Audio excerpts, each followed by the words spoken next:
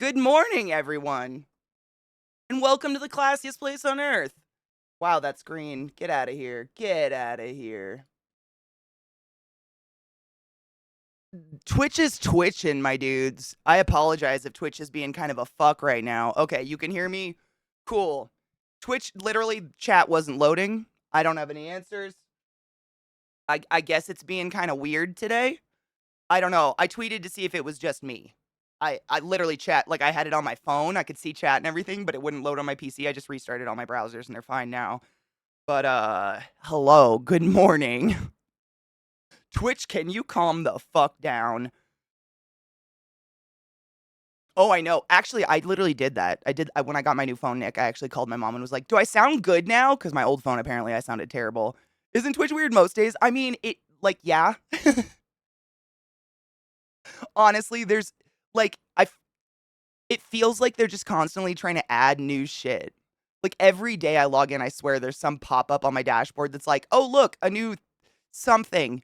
And I'm like, "Okay, maybe let's fix the shit that's there. Maybe. I don't know, just an idea." Who am I though? I got to clean my bowl. Good morning and I hope you're doing well. I apologize for Twitch being twitchy, I guess. I hope everyone's shit's being okay. Yeah, my that's someone actually fuck. Someone commented on my Twitter post and said they couldn't resub either. Like they were saying, I think they said it was their Prime sub wouldn't pop or something like that. It says you still have your sub icon, so it's not like it's relapsed yet, so that's nice, but yay, we love chaos, don't we? We love when things don't work. And of course today is the day I want to finish BioShock Infinite. Of course when Twitch decides to be a douche, right? Always. Always. That's the way it is. Yes. Mishy, right? Isn't it weird? It's kind of like riding a bike. It's really bizarre. I literally felt almost the exact same way. Like, I feel that way almost every time. Like, when I take just a sabbatical from makeup and I just don't care about makeup for a while. And then when I go back to it, I like whip out my makeup box and I'm like, fuck, am I going to, and it's like the order of operations just comes back. And it's like, oh yeah, primer, and then this, and then this, and then it's weird. It is like riding a bike. It's real weird. You get so used to doing it. Wait, what do you call a three-humped camel? Pregnant? Jesus Christ. Yesterday's combo inspired me to start eating healthier again. Fuck yeah. Egg muffin and eggs for breakfast protein shake with peanut butter. Dude. Get slow down, okay? The rest of us are out here just trying to make it with coffee. Honestly, yesterday's conversation was fucking sick. Like I sat around and thought about it for a long time after stream. Good morning, reasonable. I'll say something nice. Wait. I'll say this community helps me get through my work days without murdering anyone. Dude, hard same. Hard same. The amount I want to punch people in the throat. You guys really calm me down. I try not to be like, yeah, violence, but man, violence sometimes. I had to go get shitty coffee today, or I had to order it because I didn't have any milk. It sucks going from really good coffee to shitty coffee, man. I mean, not shitty coffee, but it's Dunkin'. It's water. I'm already drunk after celebrating the death of Henry Kissinger. What time is it?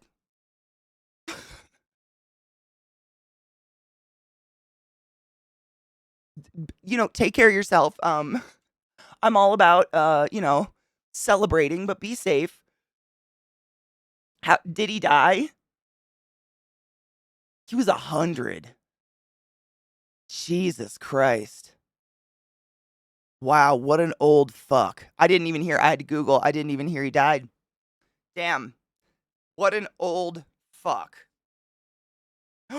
Kona, have you tried it? Have you tried the King's Coast? I'm not sponsored by them, and I swear to God, it's the best coffee I've ever had that I've made at home. It's so good. Seriously, it's fucking phenomenal. Good morning, LZT. I hope you're doing well, Honeybean. This place is a special place. I mean, man, I hate tooting my own horn, but man, yes. Good morning. Knives. Oh my God, Knives. I saw your tweet. Literally, I was like, Twitch was being twitchy just a minute ago. So I was like freaking out, looking at Twitter and trying to, figure out what the fuck was going on. I can make you a bookmark. I have some really cool, like, I guess, recipes. I have some really cool ways to make really cool bookmarks if you need a bookmark. Co's Blend is really good. Yeah, I've only had Co's Blend once, but it was really fucking good. Good morning, Silver. I hope you're doing well, honey bean. I think I saw a cheers up there. I had to clean my bong and load a bowl. I got some new weed. Um, no, seriously, there's some really cool I've it's like you know how many bookmarks you need, so I haven't made one in a really long time. But there's some really cool how do I describe it? They're bookmarks that are unobtrusive. You know, they don't like stick out of the book and get fucked up or whatever. I don't know. I'll show you. I'll send you a link. I'm very in support of bookmarks. It drives me crazy when I see people fold pages of books. I can't do it. Stop it. Don't. Ugh.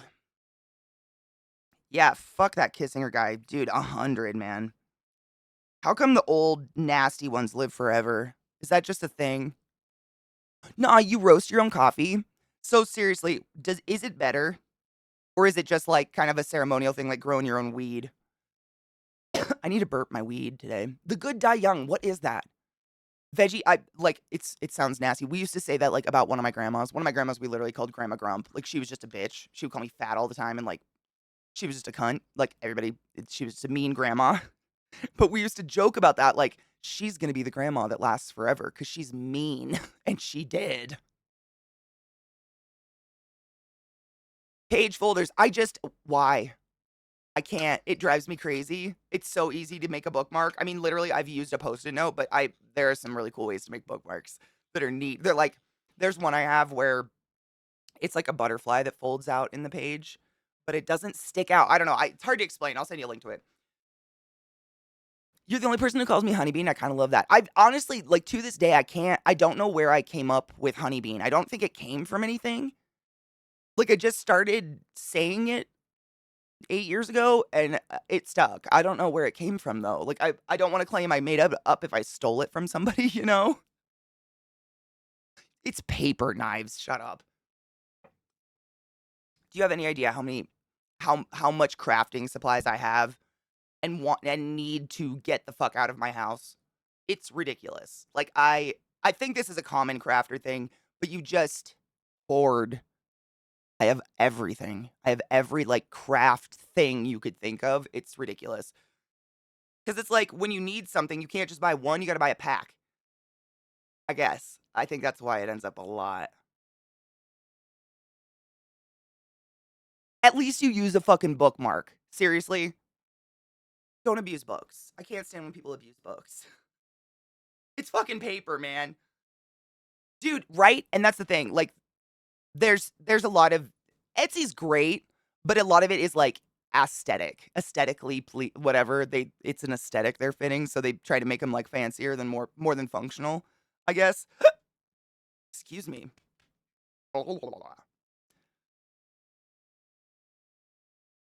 You can modify it for roast for whatever your favorite is, and I think it's the best. I think that's really awesome. Like I grew my own weed. I actually need to burp it today, but I'm really excited to smoke my own weed because it's like I garden and I love to grow my own tomatoes and shit, and I'm convinced a tomato straight out of the garden is candy. Like it's a different animal than what you get at a grocery store, but I don't know if it's just my psychosis because I grew it and I'm really proud of it. I'm always curious. So like I grew my own weed. It's curing. I gotta burp it, but I'm like, am I just gonna be convinced I love it and it's the most perfect weed because I grew it? I don't know. Baby. Good morning, Genova. I hope you're doing well, honeybean. I get into a kick where I just start buying tools for things I might eventually do, dude. Or it's like I get into this mode where it's like I start a project and in the middle of the project I realize I need this tool desperately and I go get that tool and then I just have that tool. And then it just sits around until I find an excuse to use it again. So I have like everything, heat guns and Dremels and drills and sanders and belt sanders and fucking everything. But like I have them and honestly I don't regret it. Like I feel like when I was a kid cuz I guess the way my dad was like so hoardery, I guess, for lack of a better word, he was like covetous about his tools. Like we couldn't touch shit. His garage is so meticulously organized. It's huge. It's a shop and the walls are just lined. It looks kind of like Julia Child's kitchen. You know, like how she had every pan like lined out on the walls and those pegboards. That's what his garage looks like. So I always assumed tools were like super fucking expensive and really like delicate. They're not at all. I think my dad's just neurotic. Yeah, they don't. Doc Rimo, I'm convinced. Like tomatoes out of a garden are so different. I grew up thinking I hated tomatoes until I had one out of a garden and I was like, that's not a tomato. Like the ones in the grocery store are just like watery piss fruit. Whatever. I love growing peppers. Peppers are so easy to grow. I have phlegm today. I apologize. Twitch changed them again. Yes. Okay. Genova, it's not just you. It's all of us are having a twitchy twitch today. Couple people can't resub. Chat wouldn't even load on my PC. I had it on my phone for the first 15 minutes. I don't know. Twitch is doing something. I was complaining about it this morning because I feel like every fucking day I log in and open up my dashboard, there's something new. Like I swear, it's at least once every couple of days. There's some pop up on my dashboard like they're adding more shit, and I'm like, just fix the stuff that's there. Just fix the stuff that's there. I don't. Come on, man. None of us are asking for new shit. Oh no, it's not CK. When they pick tomatoes for commercial growers, they pick them at what's called the breaker stage, meaning it's 70% still green, and then they store them cold in a slightly anaerobic storage unit, and they like false ripen them. Is that what they're doing? Oh, are they trying to beat the ad blocks? They're never gonna beat the ad blockers. Good morning, Pat. It's never gonna happen. Store-bought tomatoes are gross. They're gross. And I've read this. I don't know if this is real. Gardeners out there tell me, but I've read that putting tomatoes in the fridge actually changes their molecular structure on the inside and makes them more bland. Like you're not supposed to put it in the fridge. Put them in the fridge. Barry, did you brick Twitch again? In this fucking economy, come on, dude. We're all just trying to get along. Figure your shit out. John Green makes his own hot sauce with his mom and their garden grown peppers. You know, Zach's community manager slash our friend Scott, he made homemade hot sauce out of his garden peppers last year, and they made like little labels that he had his kids like make labels, so they look like little crayon colored labels on them. They're so cute, and they were really fucking good. He made a green and a red, I think, and they were really good. But he made the labels and everything, and they were the cutest things I've ever seen. So fucking cute. I think, do they do that a lot? It's a small, they're just trying to figure it out, right? Some good advice I read somewhere. The first time you buy a tool, get a cheap one. You'll be able to use it and understand the qualities you prefer, and then you can find a better one that meets your needs. I completely support that. That's literally kind of what I've always done. Like, if I've never had that tool before, like if I'm needing, like, for instance, when I first got a Dremel, I didn't get a Dremel. I got like some off-brand Dremel that was 20 bucks on Amazon because I'd never really fucked with a Dremel before. And then once I broke it, I got myself a nice Dremel. But I learned how to not break the nice Dremel. Yeah, you never put them in the fridge, right? Probably. I was doing dumb shit last night. No shit, Barry. So like some people can't resub today. Chat won't load for some people. It wouldn't even load on my PC this morning. We're having a good day. We're having a really fun day. Oh, I've never seen a sugar bomb tomato. Mmm. Blame Co. Why would we blame Co? I've never made hot sauce before, dude. I'm a little jealous.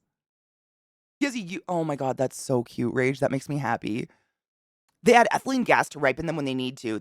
Is that so crispy? I have read before that getting canned veggies and frozen veggies is oftentimes a better option if you're buying veggies from the grocery store because they're picked not when they're not ripe. They're picked at peak ripeness and then like flash frozen. So you're actually getting like the bulk of nutrients from frozen veggies. Is that real? Because of this whole picking unripe and then false ripening bullshit?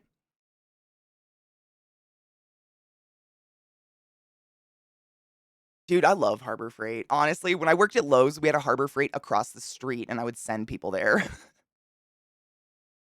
Harbor Freight's great, honestly. Like, especially if you're not, buying it for work or something. You're just like doing crafts and stuff. They're amazing. I love Harbor Freight. No shit. Fun fact, bananas produce a lot of ethylene gas, which is why you can ripen stuff like avocados fast by putting them in a paper bag with a ripe banana.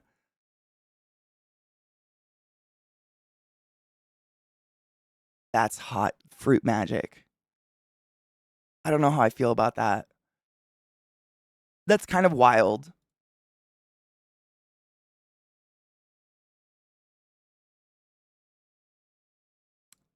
Bananas just give it off? Interesting. Is that why bananas get ripe so fucking fast? Did you try just fucking it all off and going back to bed? I did. I did. I even got ice cream and I tried to snuggle and it didn't work. We can't finish BioShock from bed. Anza, does he even have money left? That's what I thought. Frozen and canned have more nutrients. Yeah. Guano, dude. You can actually buy that to fertilize your gardens these days. This is why I buy my produce at the hippie food store that gets produce from local farms. Me too. Yep. I go to Sprouts or something. It's more expensive, but every time I'm like, you know what? I'm just going to buy cheap strawberries. They literally are flavorless. Like, it's so depressing. I'm like, this is why I bought the nice stuff. Or go to a farmer's market or something like that. Even if it's cheaper, it's a waste of your money because it tastes like nothing. It's just nothing. Literally nothing. Hot fruit magic title, my 16.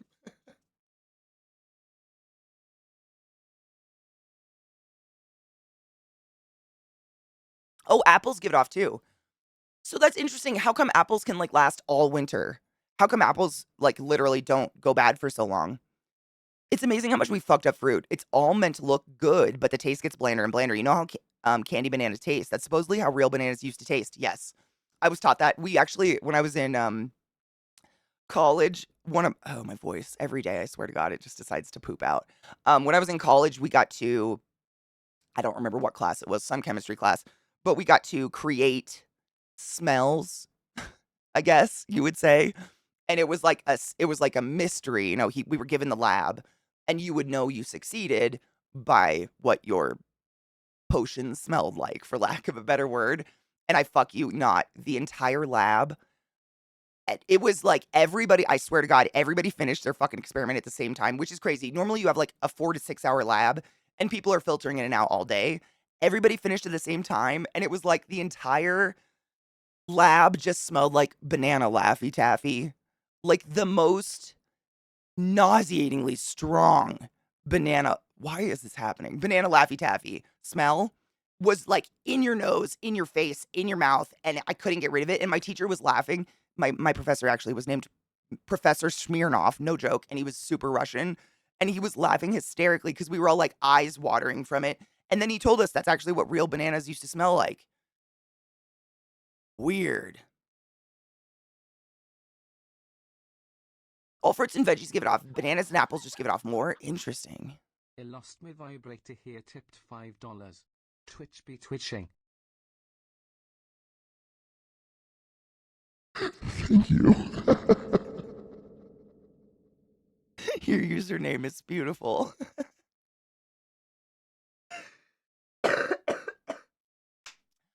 Thank you for those $5. Twitch be twitching today, dude. I'm sorry if Twitch is being weird for everyone. I will not start BioShock Infinite if Twitch is being twitchy all day. Like, if people literally can't watch, of course that today is the day I wanted to do BioShock Infinite, the day when Twitch decides to be a bastard. I won't start it if it's fucked. Like, shut that. It's just so stupid. I won't do that. I did that, JJ. I did that last year. No shit. I planted 2 trees in my yard last year, slowly trying to, landscape my yard because it's a fucking desert. But I bought 2 trees last year, and like, within a week of planting them, they were covered in so many aphids that you couldn't see the leaves. I've never seen so many aphids in my fucking life. And so I went online and I bought you can buy live ladybugs and you can buy all sorts of stuff I found out, like ladybugs and praying mantises and all sorts of stuff. And they come to you like frozen in like a dormant state. And then you release them in the garden. And my trees were okay. Like they literally just decimated. And I kept finding ladybugs out there. So they stayed. It was so cool. I'm all about natural pest control. Taco Existential tipped $5. For the whores. For the whores! Thank you for that $5, Honeybean. You guys are very generous and I appreciate you. Yeah, literally getting ladybugs, all those kind of things. I think there's some states where they're not allowed, probably in Florida because you guys have so many fucking invasive species down there, you poor souls. But most places you can get them and they're pretty dope. Dude, Mogrins, I'm not shitting you. I straight up did chemistry because it felt like potions class. It feels like 9 times out of 10 you're just given a sheet of paper and you're not told what you're making. And you pass or fail based on what you made at the end of the day, and it really felt like a Snape class a lot of the time. And then you did the math, and if your math was right and your project was wrong, you still failed. It was great.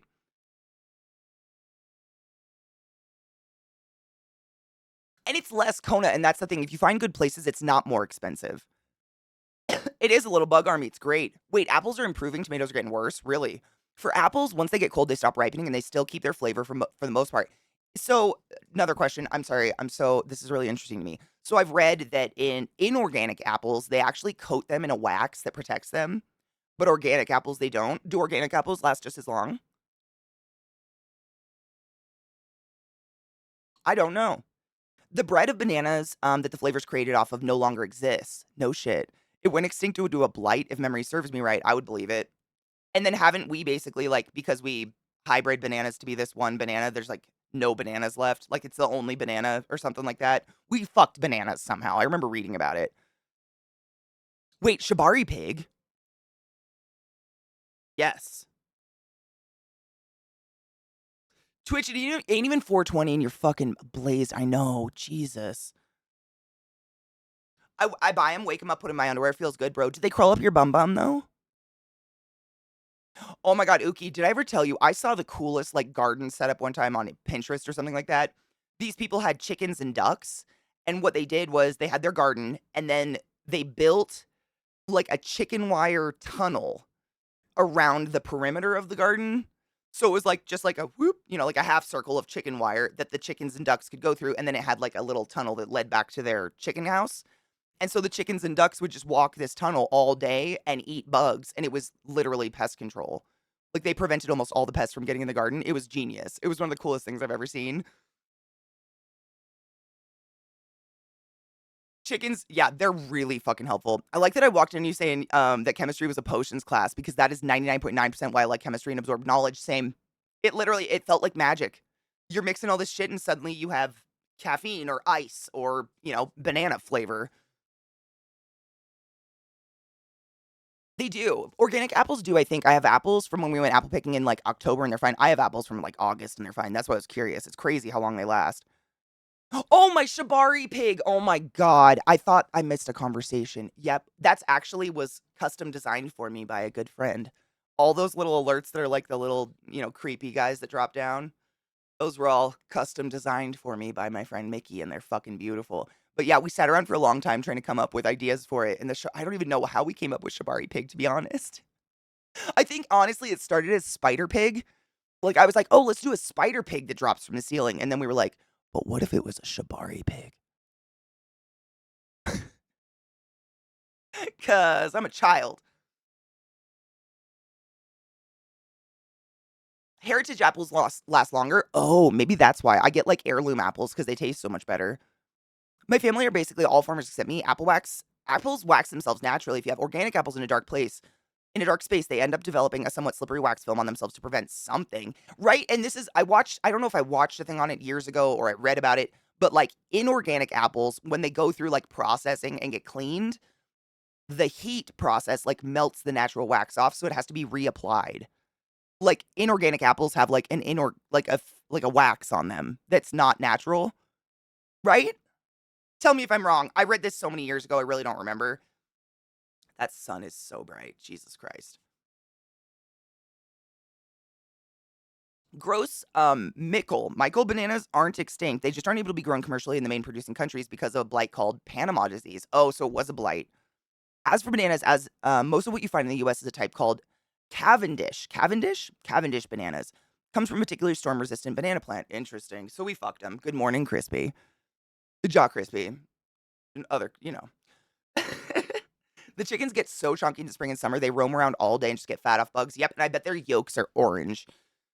I guarantee, like, that's how my mom we had chickens growing up, and they would just eat bugs and shit and, like, table scraps, and our yolks were so orange, it's hard for me to eat store-bought eggs sometimes because 'cause I'm like, "Why is it yellow?"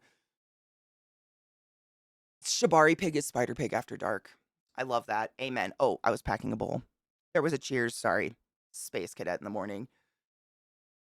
I have a small cherry tree, and if I don't throw a bird net over it by spring, oh no, the birds just pick that shit dry. My grandpa, when I was a kid, had the coolest. It was a cherry tree, but it was a pie cherries. I don't know what the actual like species is, but it's those cherries that are just like bright, like neon red, almost see through, and they're really fucking sour. I think you mostly use them for pies or whatever, but me, I love sour. And that tree was my jam. I would sit out there and just eat cherries by the pound. And then one year it fucking got infested with those, I think it's a moth that does this, but basically it lays eggs in the tree and then these caterpillars are born and the caterpillars spin a giant like web in the tree and then they just kill the tree. They literally suck the tree dry. So my grandpa had to chop it down and burn it so it didn't get all his other trees. Oh, the natural food wax you're thinking of is called Bloom. So is that what it is? Do they act? Is that am I totally off base? Do they have to like reapply because it protects the apple? I think from like getting bruised and shit. Natural eggs can be kept on the counter instead of the fridge. Yep, organic eggs that aren't from a factory farm and aren't covered in salmonella and gross, disgusting, nasty. Oh, chicken farms give me nightmares. Cheers. Hallelujah. Oh my god, on a The fucking Loznay vibrator here tipped $5. Pig Shibari is pretty dope, also so are you. Cheers. I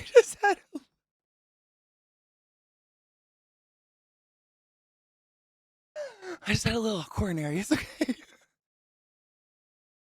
Hallelujah.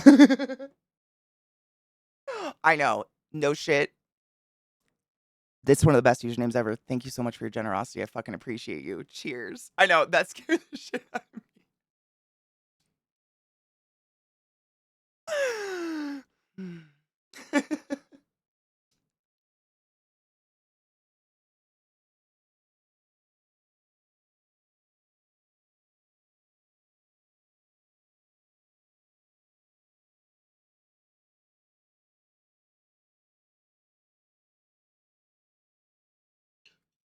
There's one probably in bed with Zach, to be honest. I lost my vibrator is probably one of I mean, there are some golden usernames out there, dude. If I could go back and make an actually cool username, I would. I didn't think I'd be around that long, so I kind of made a throwaway. And here we are. Thank you. Yeah, when they wash and sanitize the apples, it removes the coating, so they have to re-add it. Okay, that's what I thought. Kel, you're not the only one. Like, no one can repop subs for some reason, and chat isn't loading for a lot of people. You're not the only one. I mean, if you press the resub button, at least you got to do that. Thank you. It didn't pop. I mean, it's something's Twitch is twitching. Barry broke everything. That's what we've considered. That's what we've decided, right? Isn't that gross, Veggie? It's such a weird, fucked up system if you think about it. Like we created factory farming to mass produce food to feed more people, but we just end up throwing away more food than we've ever thrown away before and like wasting more than we've ever wasted before. And also the factory farms made all the food like less high quality and disgusting and dirty and gross. We just created like this cycle of fuck. It's so gross. Yeah, I can't. I mean, I could go on all day about it. I was vegan back in the day, so did lots of research to, educate myself, and holy shit. Yeah. It was really hard work living in Baltimore. You hear just because we're so close to Delaware, you get a lot of news about the chicken farms.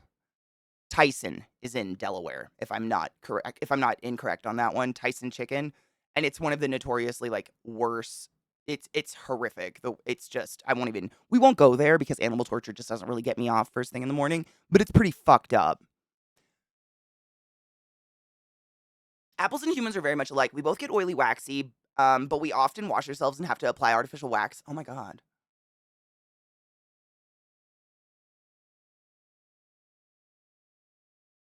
Yeah. I wonder if the cold is preserving me as well. One that's been scaring me is grandma pegs me every day. Go, grandma. Fucking get it.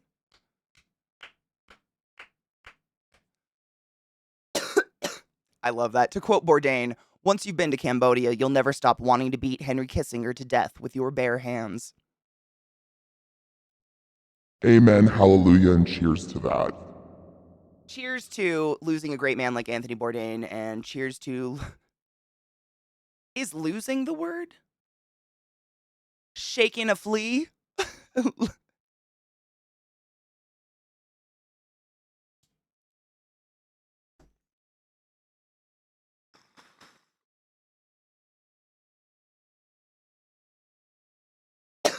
This weed is strong.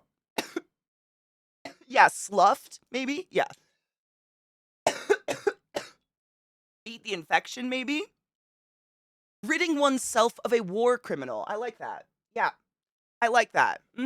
Yes, for those who don't know, some good news about death for the day. Kissinger died. And we like that. It's so bright in here, it's making my eyes water. I'm sorry, it's so bright on the screen right now. The sun and the snow is just like... What time of day does animal torture get you off? Honestly, never. It hasn't yet.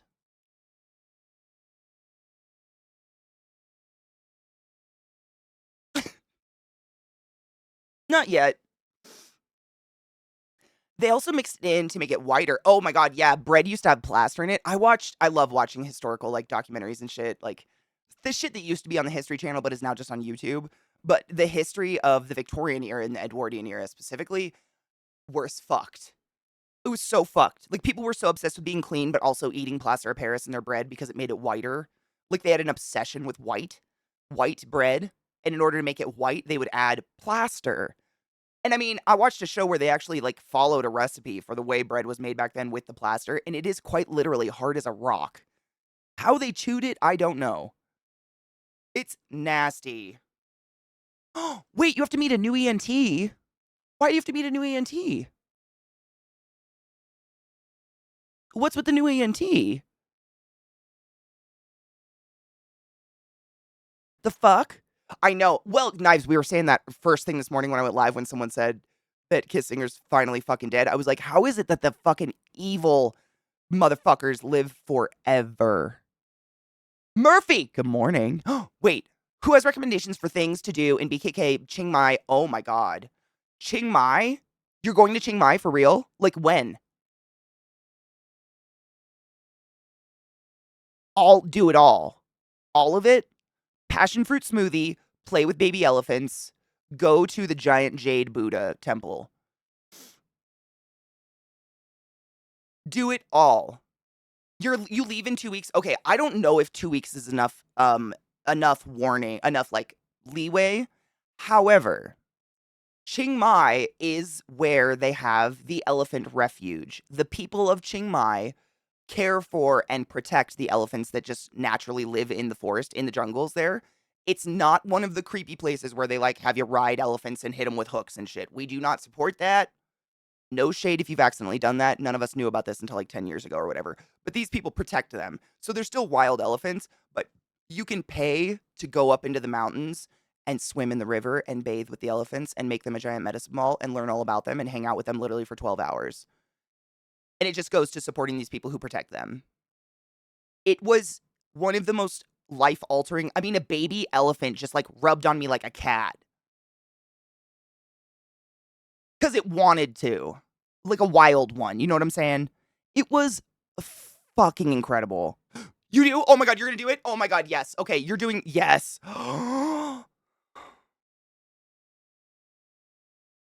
You're doing exactly what I did. I'm not kidding. I bet you're gonna go to the exact place I went to. It's going to change your life. I mean, seriously, take all the pictures in the world and please come back and just fucking overwhelm us with it. I missed Thailand was so incredible. And it was, I don't remember what it was called. It was a sanctuary, but I think there's only one because it's literally the community of Chiang Mai is who takes care of them and like um protects the elephants, makes sure people aren't like poaching them or trying to steal them to do the creepy, ride the elephants thing. It's life altering. Advice for Thailand though, for anyone going to Thailand anytime in the future, or if you're going, um, if you want to and you want to go into any of the temples where there's Thailand is famous for these enormous, like house sized golden Buddhas. And I can't remember how many there are, but there's a certain amount that are all over the country. And some of them are still in temples. Some of them are half burnt down. Some of them, the temples were destroyed by invaders and shit. It's really depressing. But there's a beautiful temple in Chiang Mai that has a world renowned, like, giant jade Buddha in it. And it's phenomenal. Um, but if you go there's like, I think 3 times during the day, you actually get to hear all of the monks sing. They do their chants. So it's very solemn, it's very somber, be very respectful. Like everybody sits in silence and the monks come through and do the walk around the Buddhas and they chant and they do their prayers. And it is, as a not religious person who straight up thinks I'm going to die and rot in the dirt, it was spiritual as fuck. It's a different world. The level of like calm and respect and shit like that. It was so fucking cool.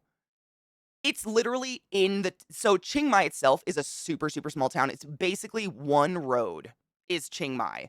And that one road is gonna have a bunch of little stalls along it. And at the like hill peak of this one road is that temple. You can walk up to it. It's like the steps are right there. Everything's very, very compact and small and walkable around. Like Chiang Mai is super tiny. It's just a street, basically. But it's gorgeous. It's phenomenal. I mean, seriously, life changing. But just look up like Jade Buddha. You'll find it. It's the only temple with a Jade Buddha in it. But the advice I was going to give you, I can't remember if there was specifications because we only had one boy in our group. But I do remember very, very, very clearly they hold very fast to women must cover up. So if you have any females in your group, anyone presenting as female, etc., you have to cover up to your ankles and to your elbow. No open back, no open front. Period. The monks will very, very kindly sweep you out of the temples. This is just in the temples, though. Like, you can walk the streets and shit, basically, whatever you want. Like, be respectful, obviously, but you can do whatever you want. But I bought a lot of... I have a couple shirts that I had to get while I was in Thailand. Because I would have shirts, like, I knew these rules, but they were, like, workout shirts where they would be high-necked but an open back. Because I was like, oh, it's fucking hot. Mm-mm. None of that. To the elbow, to the knees, period. And they're a little weird about tattoos, so maybe cover up tattoos if you got them. Which, I mean, if you have to wear shit to your elbows and stuff anyways, you're probably going to be covered up. But, there is a little bit of the, like, are you part of a gang kind of thing there with tattoos. But other than that, I mean, because we were aware of this, like, I try to do research to be respectful when I go to countries that I'm very unfamiliar with. I don't want to be that dumb white hoe. This was actually in Chiang Mai at this tiny temple with the jade Buddhas. Fucking hilarious moment. We were all sitting. So when the monks are about to do their prayers or whatever, I think they hit a gong or like a bell or something like that, some sort of brass thing. So you hear it, and that signals everybody to sit. So you can walk around the temple until that goes off, and then everybody sits and you clear a pathway, and that's where the monks are going to walk through, and you're welcome to stay and participate and watch and be there for it as long as you're fucking silent and respectful. No filming, no nothing like that. And we were sitting there waiting for it to happen, so excited, just like chilling on the ground, this beautiful marble ground. And these girls tried walking up the steps of the temple in bikinis. And I fuck you not, just shirtless monks out of nowhere. I have no idea to this day where they came from, come out with brooms and just, no, no, no, no, no, sweeping them out of the temple. It was incredible. I loved it so much. I loved it so much. You're going to have the time of your life, seriously. Eat everything. Like, there's the fruit. That's one thing I remember. So, especially, I don't know why. Chiang Mai was probably my favorite. It really stuck out in my memory. We went to, like, Bangkok and stuff like that. Bangkok was okay. It depends on the time of year you go. But I think this time of year, because November, they have a huge, the Lantern Festival. There's a flower market, I believe was in Bangkok, if I'm not incorrect. I went to Bangkok, Chiang Mai, and Phuket. Yeah, it was Bangkok. There is a flower market that's miles. And it's something out of a Ghibli movie. Not exaggerating. They like you'll go into these markets that are like in these giant like looks like fish warehouses or something like that.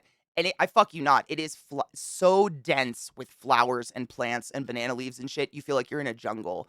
It really feels like a Ghibli movie. They just fucking overwhelmingly, and it's incredible. That was probably one of the coolest things I saw in Bangkok. But it's a big city. It's bustling. Good food everywhere though. Eat everything. The flower market was phenomenal.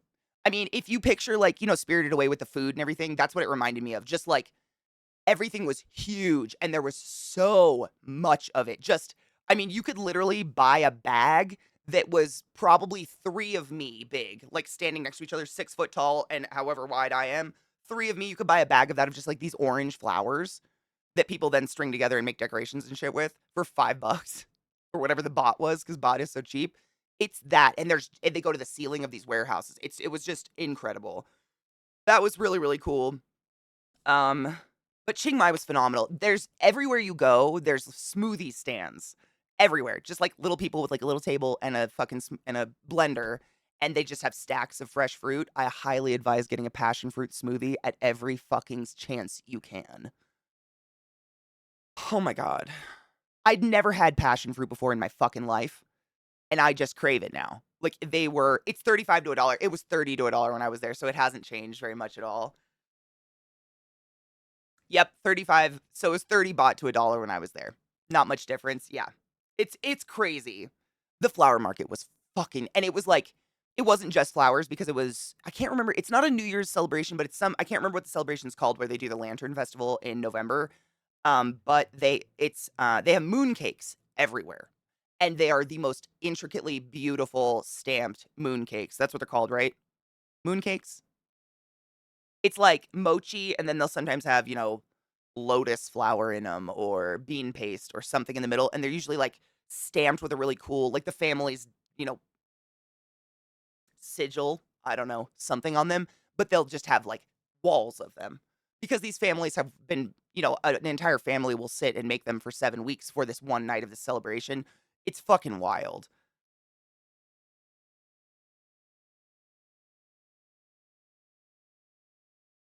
It was amazing.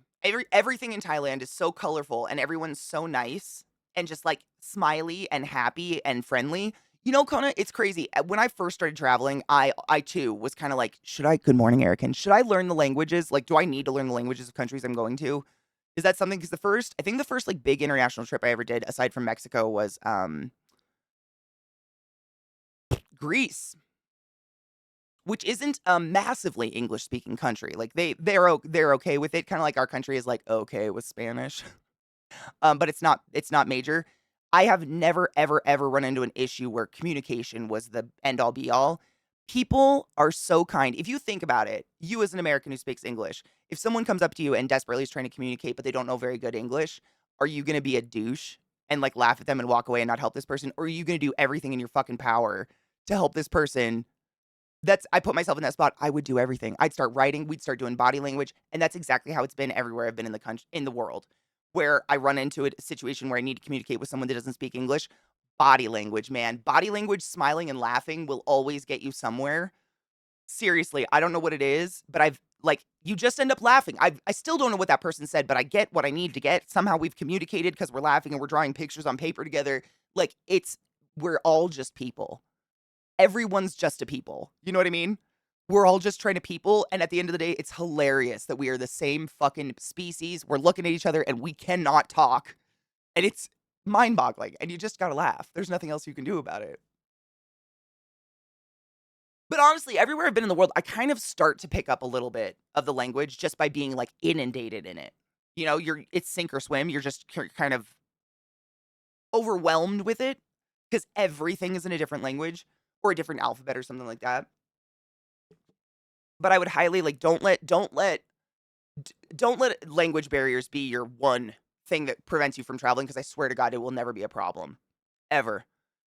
People like even going to the fucking skanky ass deepest darkest middle of nowhere in the Czech Republic, like you'll get a server who doesn't speak English and they'll be like "Barbara," and they'll go off to the kitchen and they'll bring in a cousin who kind of speaks English and they'll be like "Barbara," and they'll go off and they'll bring an uncle who kind of speaks a little bit better English. And then you find out that someone in your travel group speaks German, and they'll be like, oh, blah, blah, blah, and they'll go back to the kitchen and they'll bring out an aunt who speaks German. And now you've got a communication line. That's how it goes. And it's hilarious. Everyone's laughing, and oftentimes you make a friend, even though you can't talk to each other. Because we're just people. Everybody's a people, you know? Just trying. They also don't understand you just as much as you don't understand them. And most people at their core, they want to help each other. So it's on both sides. It's a struggle. That person's like, fuck, I want to help you, and I have no idea what you're saying to me because it sounds like womp, womp, womp, womp. You know? Greek. In Greece, they speak Greek.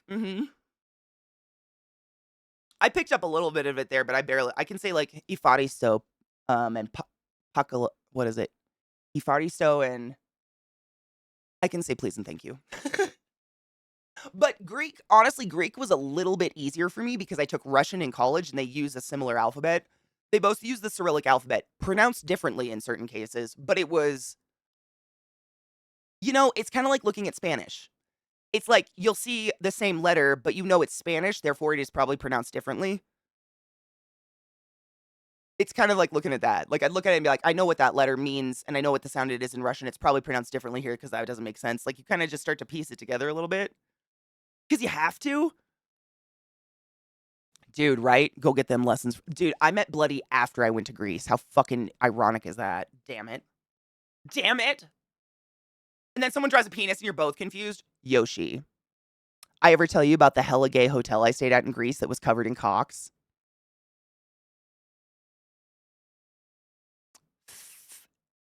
Cocks are pervasive in my life. I didn't do it. That's the best part. I had no part in being in this hotel. No part at all. And yet. Greece is one of the gayest places in the world, apparently. You know, I haven't heard it's the gayest place in the world, but I heard that the first island I went to in Greece is considered the gay island. I don't know why. We went to Mykonos. I didn't sense an overwhelming gay presence while I was there, but I don't. Who am I? I guess not. No, they said it was Mykonos. And that's where I stayed in this hotel. I was just thinking, I have like a little side bag that I got from this hotel because I needed a souvenir. Like, I needed proof that I stayed in this hotel because it was so outlandish. I was traveling with a big group of medical people, all women except one. Our travel leader, my friend Alexei, he usually, like, we just give him all our money. He books all the travel. He does a really good job at it. He has houses in Italy and shit like that. And he's an ER nurse. He's crazy. And he thought it would be fucking hilarious to book a group of, I don't know, 7 women and himself in a self-professed homosexual hotel, like a gay hotel for gay men. He thought it would be fucking hilarious. So we're all like, we got off the plane, I think, in Athens. We stayed one night in Athens, and then we took a ferry to Mykonos and show up at our hotel. And I'm not fucking with you, nor am I have pictures of it, but obviously can't show it on Twitch. The entire lobby was decorated in huge life-size portraits of nude men with some of the beefiest fucking uncut hogs I have ever seen in my life. But they were painted like very, you guys know Chip Whitehouse? Streamer, Twitcher, amazing artist. That style. I can't think of what the style is called, but it's basically like, not skin tones and everything. It's like hella colorful. Like the bodies are like green. You know, oh God, what would that? Chip's Wet Dreams, Chip Whitehouse. Oh God, I'm just gonna pull him up. He's one of my, I've known him for so many fucking years from the Twitch sphere, from like the creative Twitch sphere. Hold on. I just have to pull up his art style because I don't know what it's called, but that's exactly what this was. And it's seriously it's a very, very, I like it. Because it's realism, but it's very colorful. Hold on. Chip, have you painted something recently? Show me your shit. Chip is an incredible artist. Chip's Wet Dreams. I'm going to have to call him that, though. He'd love that. Oh my God, Chip, are you not posting art recently? Oh my God. This is important. It's important to the story. Oh, wait, I'll just go to his website. Hold on. Travel is everything. Please, please travel. I highly advise it. It does really change who you are as a person for the better, I think.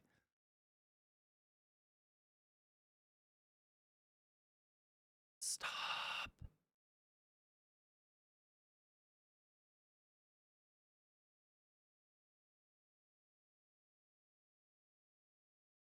Supernatural? Fuck yeah.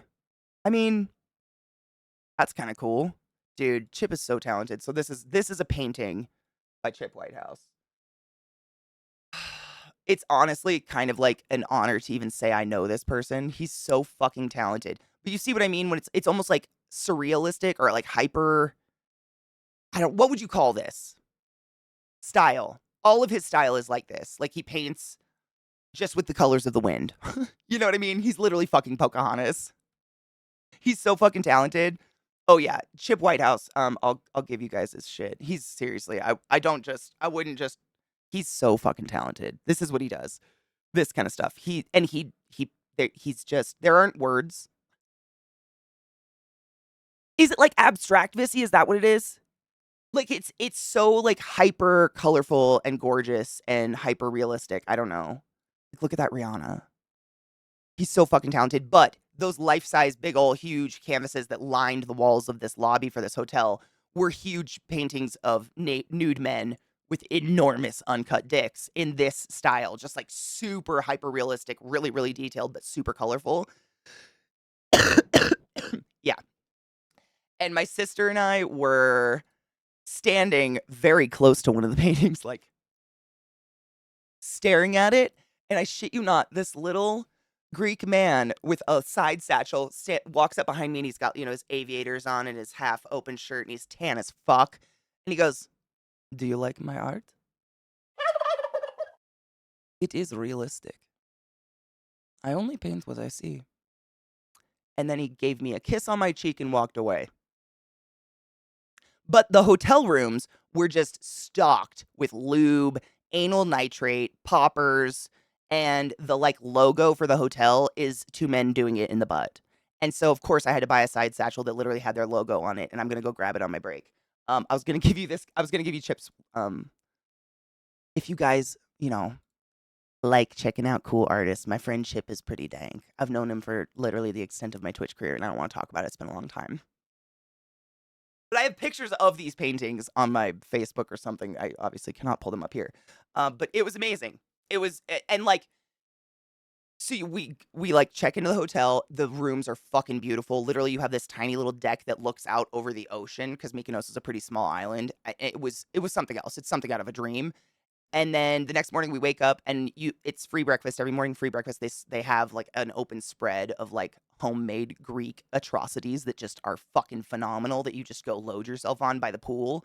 And then we went and got breakfast and went out by the pool and it was so many naked just old gay men. So and they were so tan. And like my coworker, whom I've known since I was like 7 years old and grew up to then work with because he's like, you know, around my mom's age, is walking around the pool in a fishnet Speedo. And I fuck you not, his penis head is hanging out. And I'm just like, this is where I'm meant to die. And since that very moment, I have said I will die in Greece. It's just where it has to happen. And then from the Isle of Mykonos, we took a little ferry to the Isle of Delos, where they literally have the Dick Museum, where they collected all the cocks the Romans knocked off statues because, penis bad, ew. It was incredible. It was like, I've never had a more pleasant experience at a hotel or a pool because I could just have my titties out, my puss out, and I knew not one person there wanted to fuck me. It was really peaceful, is all I have to say. Fucking peaceful.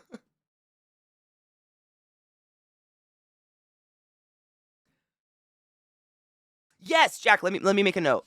Yes, yes, yes. They are beautiful. I mean, they're so well done. These paintings, like all cocks aside, they were phenomenally done. Yes, I'll make a note. Hold on.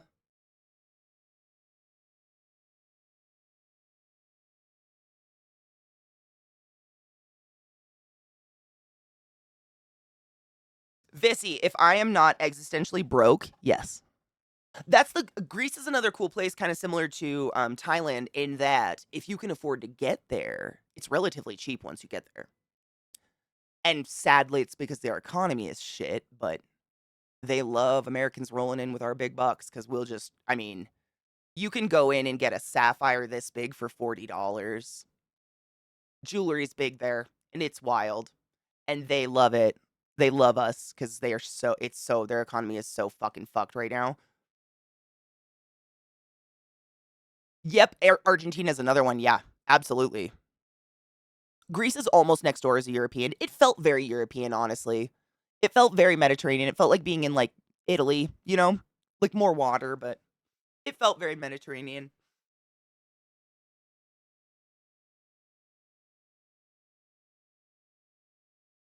The Greek will put any pride parade to fucking shame, dude, any fucking day. Fishnet Speedo. It was kind of like it wasn't like a high thigh Speedo, it was kind of like boy shorts Speedo. I think that's why it didn't like ride up or cause any issues. You know what I'm saying? It was like a little like this, but it was just, I mean, very wide tooth netting. I didn't see the point. Honestly, I was like, Alexa, just take it off. What do you, your penis is literally stuck in one of the holes. Like, just, everybody else is naked. Look at all the balls. Come on. Oh, Doc, you went to the oh, was it sick? The Phallological Museum in Iceland? I didn't even know there was a cock museum on Delos, to be honest, until I went. And we learned all about it. Literally, like, I didn't know until I went there that all of these beautiful statues originally were just fully nudes of people because the Greeks thought the nude form was gorgeous. And it was, you know, of course, religious fanatics come in and they're like, oh my God, cock. And they literally went through and just knocked the dick off every single statue and put a grape leaf on it. Like, what the fuck? So stupid.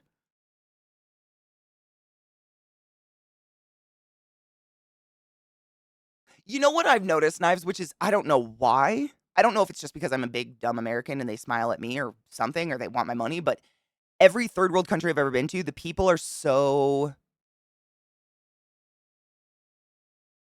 friendly and seemingly like just happy people. And every country I've been to that's not, they kind of are cocks. They're kind of rude. They're like, the more affluent a country is, the more rude the people, I find, in my travels in general, which is odd.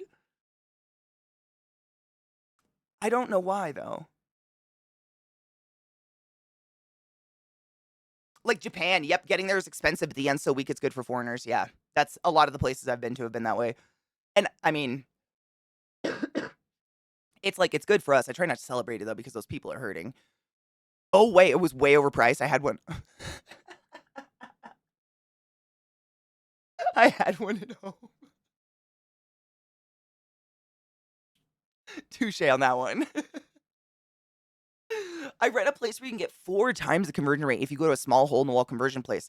So if you think it's regularly $100, 100 to 1, if you go there, it's 400 to 1. What?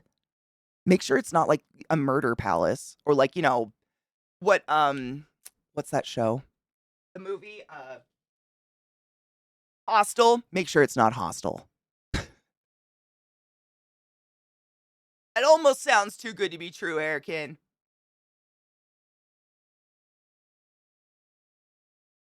Maybe he was going for the tan lines? Oh. Maybe. Ooh. Ow. I weep for the loss of fishnet pride. Our brothers in sin, you have lost your way, dude. Amen. Amen and hallelujah. Hail him. They do. They value what matters. I think that's what it is. There's a lot less of the superfluous, nonsensical shit. The uppity stuff, you know? Like, I've talked about this a million times, but like in Thailand, for instance, we would stay in, you know, 4 5-star hotels for 75 cents a night, where you had like practically a private butler who was just this adorably tiny little Thai man that would come to your room every day, ask if you needed anything, ask what you wanted for breakfast, and then he would come bring you your like freshly cooked breakfast on a plate and like some tea and everything. And just the nicest human in the entire world. But he was like wearing a shirt that was like covered in grease stains and had holes in it, and like his shorts were falling off his ass, and he was wearing flip-flops that were held together with duct tape because they're so fucking poor, like that's it. And I think it's the removal of all the like uppity, like the pretend shit. It just makes people a lot more, like, just normal and humble and regular. I don't know a word for it, but they're just down to earth. They don't have that, you know, they don't have a want, or it doesn't feel like anybody's striving to be rich. They're just kinda wanting to be alive. Katie the Amazon, I know. When I went to Singapore, a parent did ask me if their child could touch my skin. I don't know if it was tall or white. Probably yes. You're also giant compared to the men and women of the country. They're scared you're gonna destroy their villages. I was huge. There are some tall Thai people, but for the most part, I stood easily a foot above most people in Thailand. Yeah.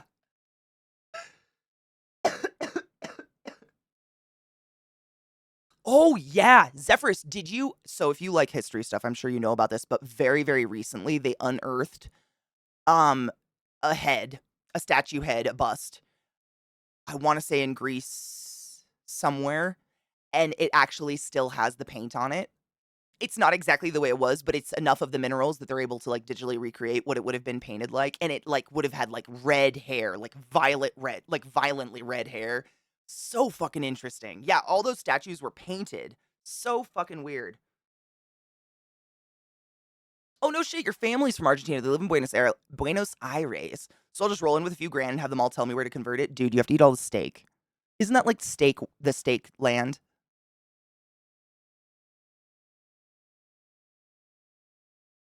Tan lines with fishnet would be grill marks on your papi. It'd be like scaffolding.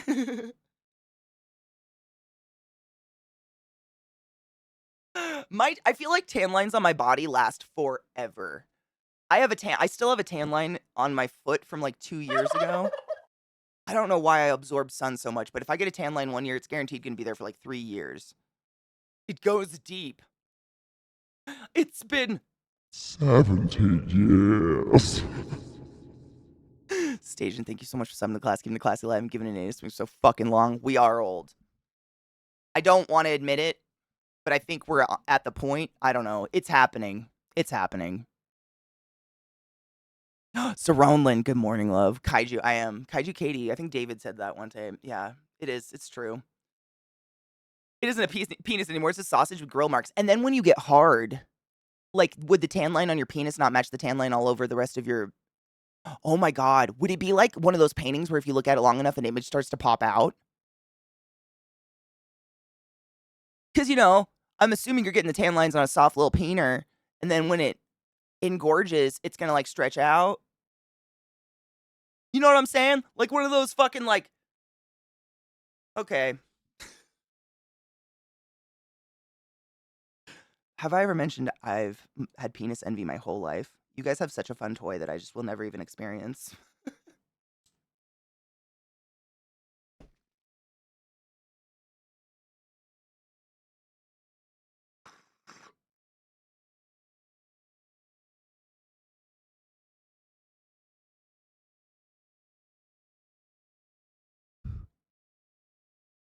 Dude, Veggie, I could not stop thinking about that when I was at Burning Man. There was a couple days where there would be, like, naked runs. There's runners at Burning Man that do crazy, like, ultra marathons. They're the weirdos at Burning Man. But a couple days they do, like, naked miles, and that's all I could think about was, like, I hope you run naked somewhere in the sun regularly, because the sun intensity out here is so much stronger, and, like, the playa's white, so it's just reflecting up at your taint.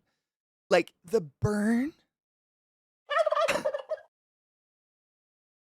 I can't fathom a burn on the base of a nut. Like, those bits don't see the sun, you know what I'm saying? What the fuck? Shut up. Rod, it shall haunt you forever.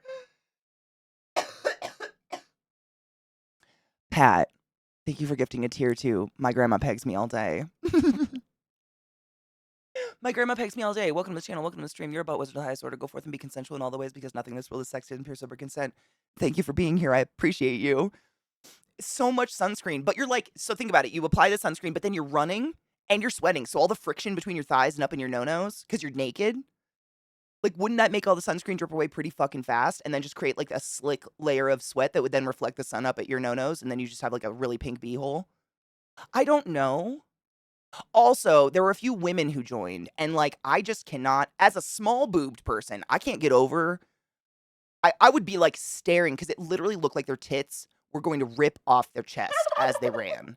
Like, the boob would be here and then here, and I was just like, "Is it ripping? Is it ripping? Do we help?"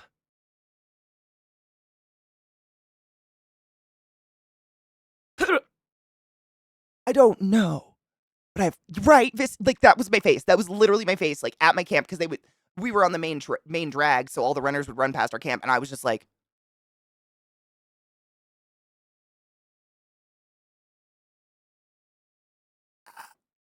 "Ouch." Like, the boobs moved so much more than cocks and balls. Like, they literally were like, small boobs. It just looked like ripping. Ugh. Fuck that. Amen. That's literally, I love to run and I have no shame about my naked body, but I wouldn't do it simply because I think my boobs might rip off my body. Thank you for the hype train. I just don't know. Strad, thank you so much for some of the class, keeping the class alive and giving any swings with that prime sub. I know Twitch is being fucking twitchy today and a lot of people can't resub, but if you can manage to use your prime literally anywhere, please use it. Bezos does nothing for the universe, and every time you don't use it, you're firmly shoving a $5 bill up his little pink beehole. Because he probably red lights that shit. It feels, have you ran with, I can't. Oh my god. I'm like, I just, my empathy for all y'all big titty ladies out there, holy shit. Because I mean, I've told you this, when I was, like, in high school doing sports and shit, I would wear 2 bras, like a bra and a sports bra because I couldn't stand how much they moved when I ran or, like, did exercises and sprints and shit like that. But I had friends in high school who had, like, triple Ds and shit, and I'm just like, "Are they ripping? Are they ripping? Because they look like they're ripping." Oh. I know, right? Can I just I'll climb on your back and I'll hold them. I got this, ma'am. Let's go. Regular and repeated applications, seriously. Like, just carry the can and spray your genitals constantly while you're going. Ugh. Oh my god, Eric, and we had the same idea. Right? I'm saying, I'm not fast. I can just go for a long time. Whatever that is. I have the stamina. But I've never aimed to be fast. I don't want to fuck my knees up for no reason. Like, there's no reason to be fast. Realistically, unless there's a zombie apocalypse or something, so I'm not gonna fuck my knees more than they're already fucked. I'll take the stamina.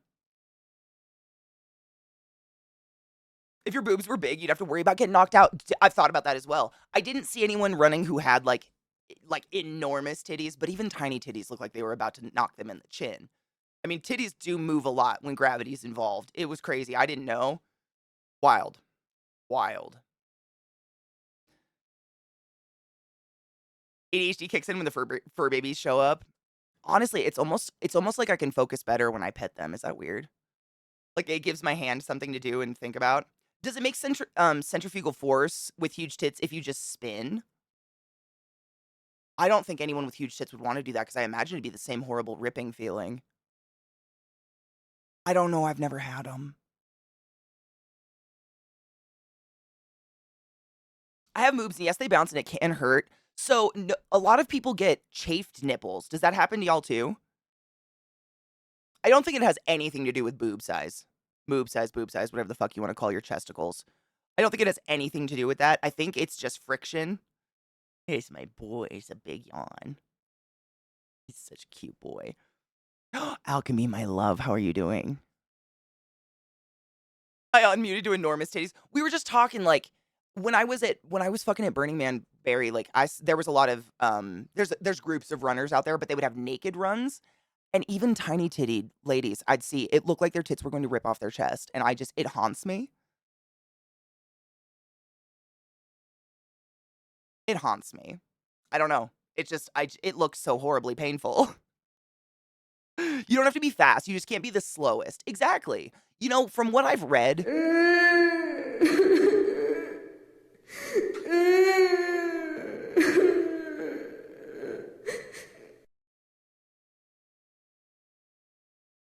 the GIF is so fucked.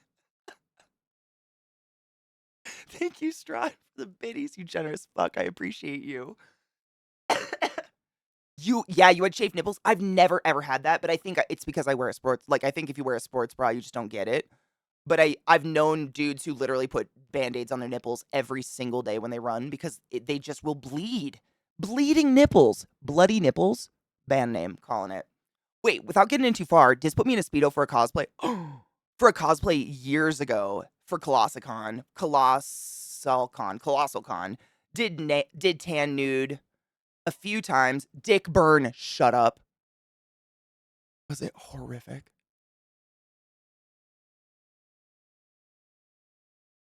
I've only had like a handful of sunburns in my life, the last one being when I was in London. What the fuck? And I cannot fathom one on your sensitive soft skins. Like that's I imagine a sunburn on my fucking labs. What? Oh my god, you soul. Oh. Everyone pet a puppy and soothe your souls or a kitty, whatever you got. Jesus. Dude, rip that my brother, one of my when we were we were really young. We were young, dumb, stupid kids. We all went to Arizona constantly to go visit my grandparents and Las Vegas. And all of my male cousins and all my brothers, whom are all fucking white. Like imagine the translucent white blonde motherfuckers from Sweden. That's what they all look like. They're white blonde, see-through blue eyes, fucking whites. That's just them. And they all thought, "Oh, let's shave our heads and then go to Arizona in the summer." And they all burnt so fucking bad. One of my brothers actually had to go to the ER and get his scalp drained of fluid because his burn closed all the pores on his scalp, so he couldn't sweat. So his head started to blow up, actually swell with fluid, sweat, supposedly. Fucking not a joke. Needle aspirated out of his scalp. Fucking sick. Wear sunscreen. Oh. It was so dumb. So dumb. And as the yellow child in the family, I just watched and giggled because I was, I don't have to wear sunscreen. I do now because I know better. But when I was a kid, I could get away with not wearing it. I just tanned. So I'd be like, you pink fucks. Skin cancer's legit. Don't fuck around with that. Please wear sunscreen. It's my way of saying I love you. Wear sunscreen. Everyone, I don't care what fucking color you are. Look like a swimming cap full of water. I'm not kidding, Viata. That is the best, literally the best description I've ever heard. I'm going to take that. I've never been able to describe it. Because, is there a hair? There is, dog hair. You're going to get in my eyeball. To this day, because it was so blown up like a water cap, like a swimming cap full of water, no shit. It's, I guess, I don't understand the actual semantics of it. I was really young, but it stretched the skin so much that to this day, I'm pretty positive he can just push on his forehead for a second and it's like 3 pitting edema and it'll just stay for like an hour anywhere on his head. He could just do this and then pull away and you feel a dent. He doesn't look like he has he looks totally normal. But fuck, it did something. It fucking stretched out his head like a used condom or something. Oh, what?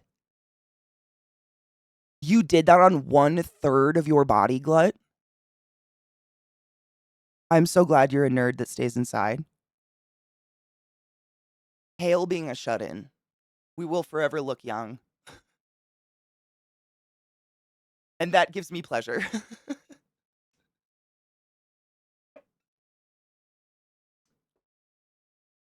I know. It was, Mishy, it was sick. Sunburn is no fucking joke, man. We kind of take it lightly as a people, but it's skin cancer, right? Shit's legit. It's real. As a child, I swelled up after burning. Oh, and mom had to cut me out of my clothes. Oh my god. Dalthor's insane. I'm a Swedish redhead with almost no hair. I was super careful walking along the southern rim of Grand Sea. Good. Seriously, I'm super careful and I don't burn. I have jaundice, olivey, whatever, the Jewy skin of the dad side, and I don't burn, but I still wear a shit ton of sunscreen. Because the sun damage is happening no matter what, Strahd, you silly fuck. Thank you so much for those biddies, and thank you all for the hype train. I appreciate you. It's honestly, I think it's more dangerous for people who have more melanin in their skin and don't obviously burn as you know, visually, obviously, as someone who's super pale. I think it's more dangerous because you don't like we're lazy. You get lazy. You don't think about it versus like my little sister's like y'all. My little sister did not get this skin. She got my mom's side, the Irish side. She is like translucent white with freckles. And she just wears buckets of sunscreen, a hat, clothes. You won't catch her basking in the sun ever. She literally is like allergic. It's bad. She just gets more freckles. She doesn't even tan. It's crazy. But I also bathe in the sunscreen because sun cancer can't fucking get us. Any of us. Fuck that shit. I'm old enough that when we had swing classes in gym class in high school, folks with hair past their shoulders had to wear swing caps, and we used to play with them like that. I'm jealous you guys had swimming in school. My God. Saltwater ice bath for the burn. Oh my God. Dude, Eric and hard same. Hard same. That was actually, I kind of worried about this one for that reason, because this is my left arm. So it's like, it's my, you know, arm hanging out the window while I'm driving in the Jeep. And when I got it, I was like, oh, fuck, I'm going to really have to like sunscreen the living fuck out of this and take, it looks so perfect still. It's just, I do. I mean, I do put sunscreen on it and take care of it and shit, but I think it's because I'm never going to be a fucking sunbather, you know? I'll go lay by a pool and go swimming and read a book, but laying in the sun for sun's sake's never been my jam. Yeah, I think we need a break. They're getting a little, can you tell? Hi, Bill. You need to stretch. Hi, Bill. What are you up to?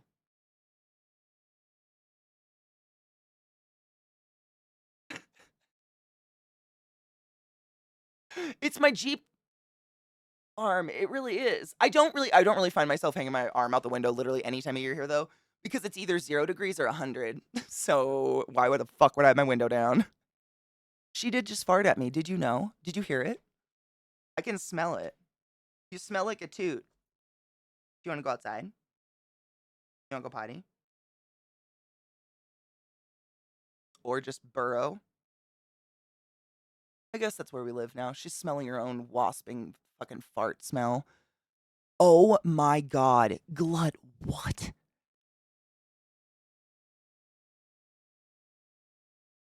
Okay, we're gonna take a break, but I gotta read this. The upper third of my chest and entire back, I had to sleep in the fetal position for weeks. Lost 1/4 inch of skin. How did you burn? Oh my God, how did you burn like that? Oh, my heart.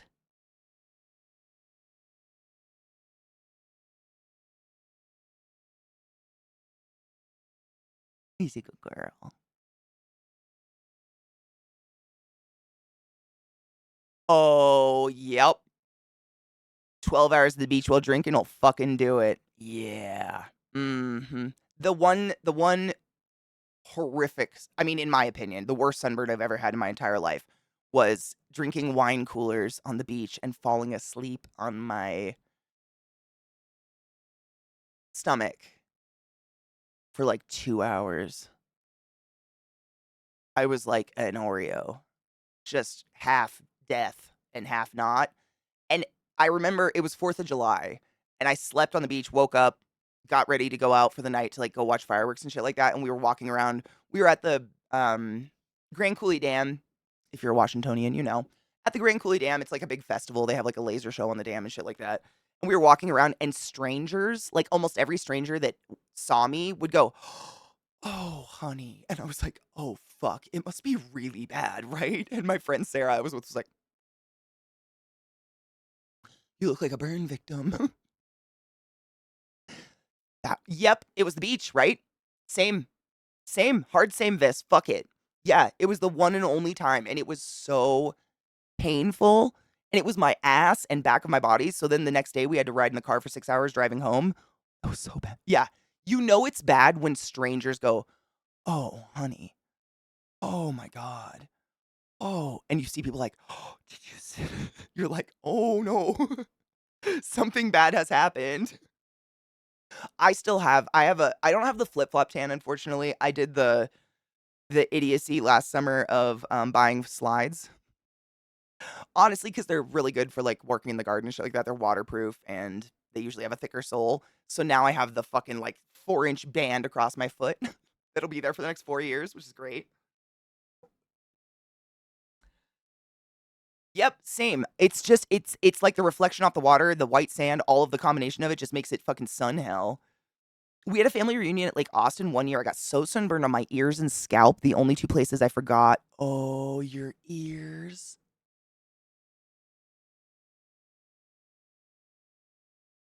I'm gonna get sick thinking about it. Ow. I've done the scalp though. That was a bad. I made the mistake of like, I think I asked my aunt to French braid my hair, like do 2 big old whatever Dutch braids or whatever, just do 2 big thick braids in my hair to go to the beach. And the middle part, I didn't sunscreen it. And you know, your scalp is like blue. Ow. The peeling, did your scalp peel? You had to like peel the fucking cornflakes of flesh out of your hair. It's like the world's most dramatic dandruff ever.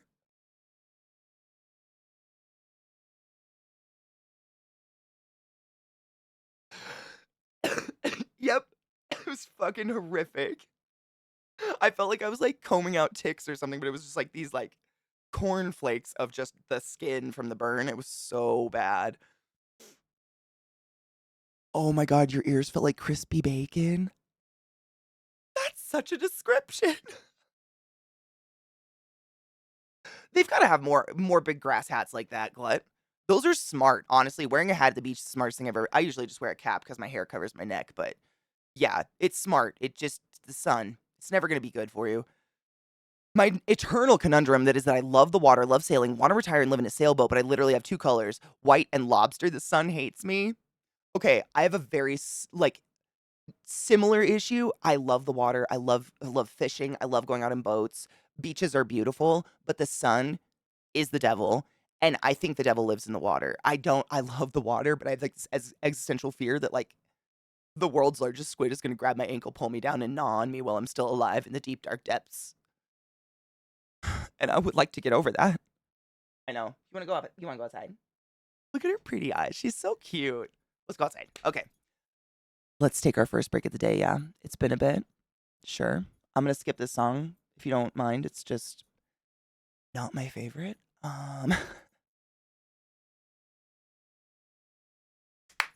Break. Every couple of hours, we take a break. We stretch our legs, load a bowl, get a drink, do what you need to do. When we return, we're going to jump into Bioshock Infinite, the DLC, because I think it's going to be longer than I thought, and I want to jump into it. It's really good. Parts 1 and 2. I'm not going to do like the waves of people because that's not story adding. We're just doing the story part. But I'm super fucking excited.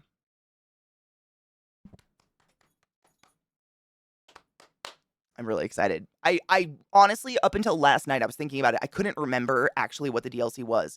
And it like, oh, I got awokened in my head. I remember what it is now. Okay, yeah, that's it. Break. Wash your hands. I'll be right back.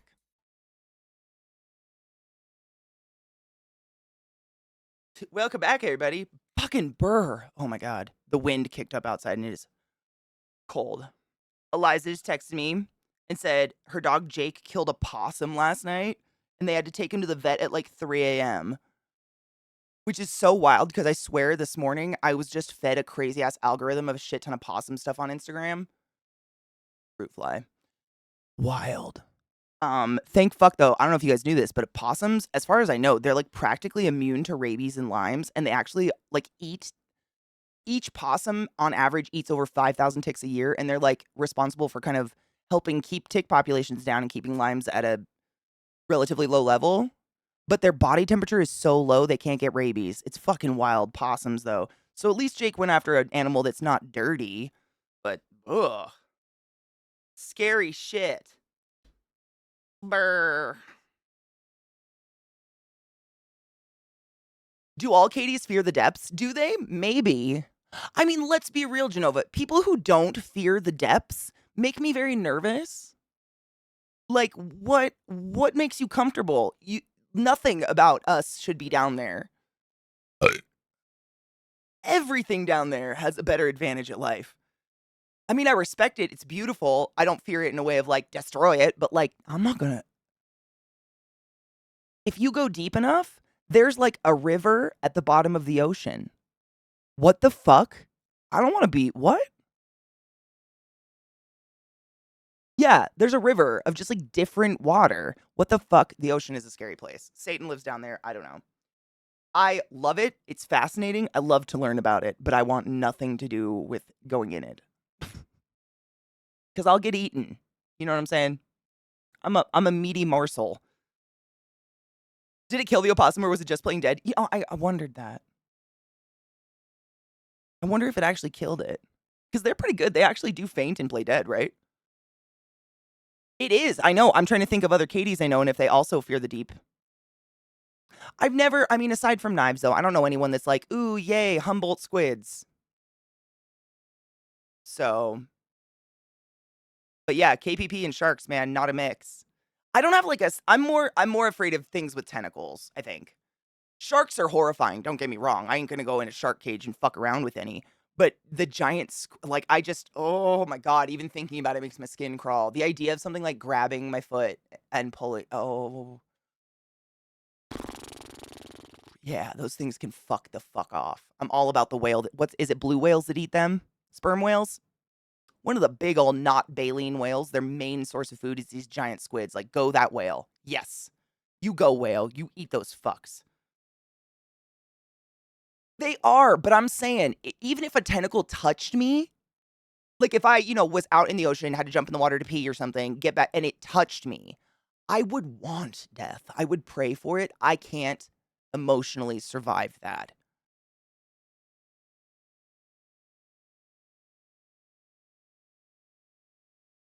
Oh, no.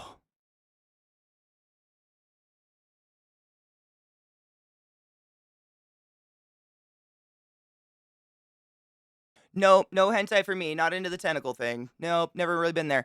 Yeah, dude, rage. So I watched a thing on octopuses, and I learned that oftentimes, so pre-fact, one of a male octopus's tentacles is actually his cock.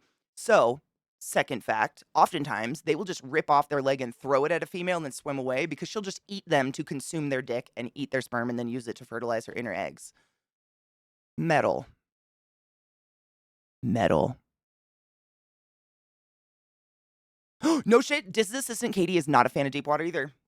Maybe it's a Katie thing. Maybe we just have like, an appropriate fear.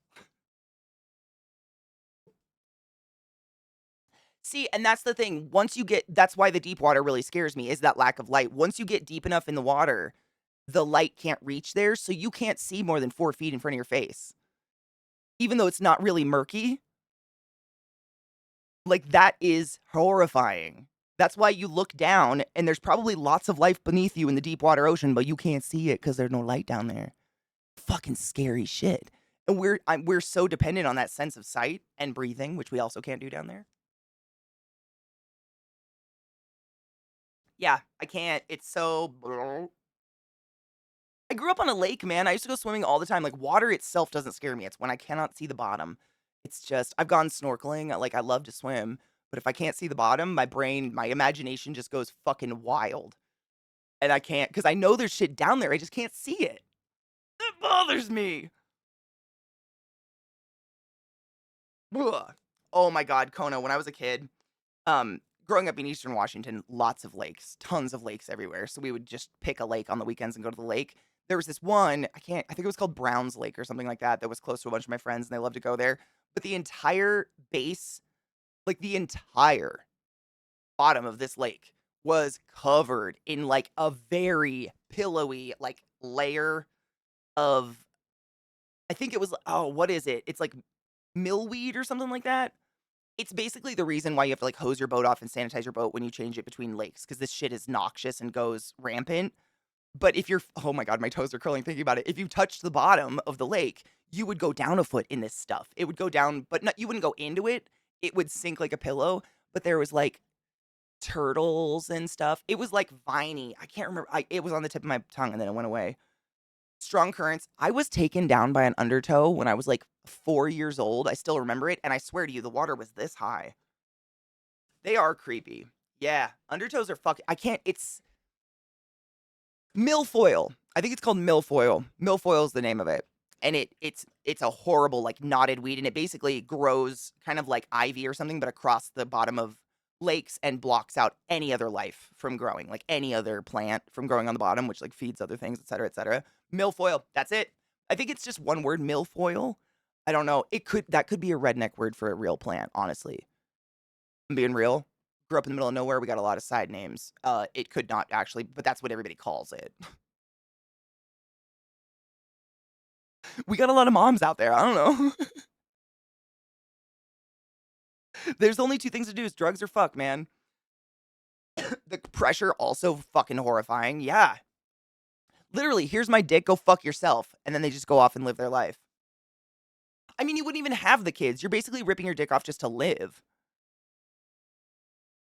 I like the bioluminescence in the deep water creatures. So pretty, very scary, very pretty. Yes. I love like there's I want to say it's like a goblin shark is a more recent creature they've found in the deep ocean, and it's covered in like these bioluminescent weird dots on its body, and it's very creepy.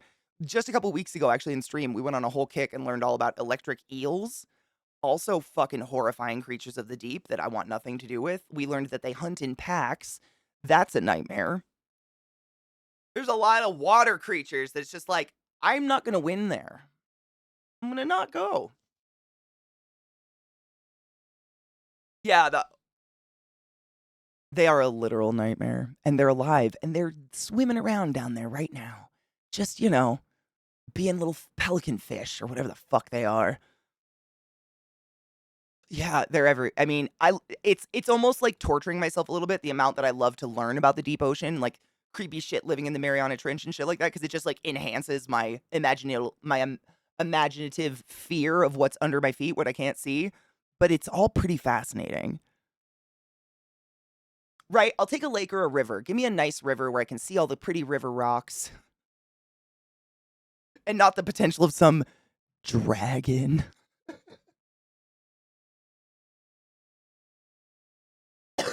Oh my god. Okay.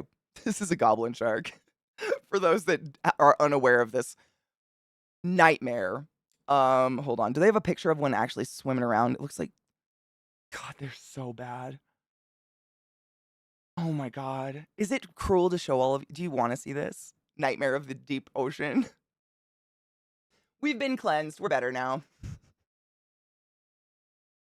If you show majestic sea flaps, I know. That's true. Oh my god, alchemy's probably tickling now. Wait, did it say swallow something? What does it swallow? Oh, they swallow their prey whole.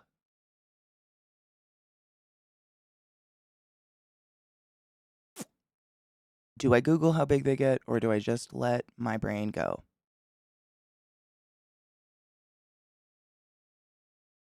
I think octopuses have a beak, don't they? I think most octopuses have like a little beak.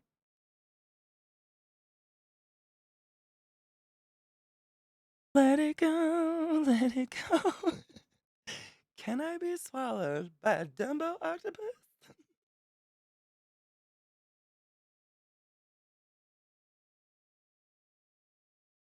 Let us feed the fear. The largest Dumbo octopus ever recorded was 5 feet 10 inches. All right, I'm taller than the octopus. It can't swallow me. I'm feeling good. We're fine. But I hate this. It's as big as my little sister. Can you be swallowed by a Dumbo octopus? If the date goes well.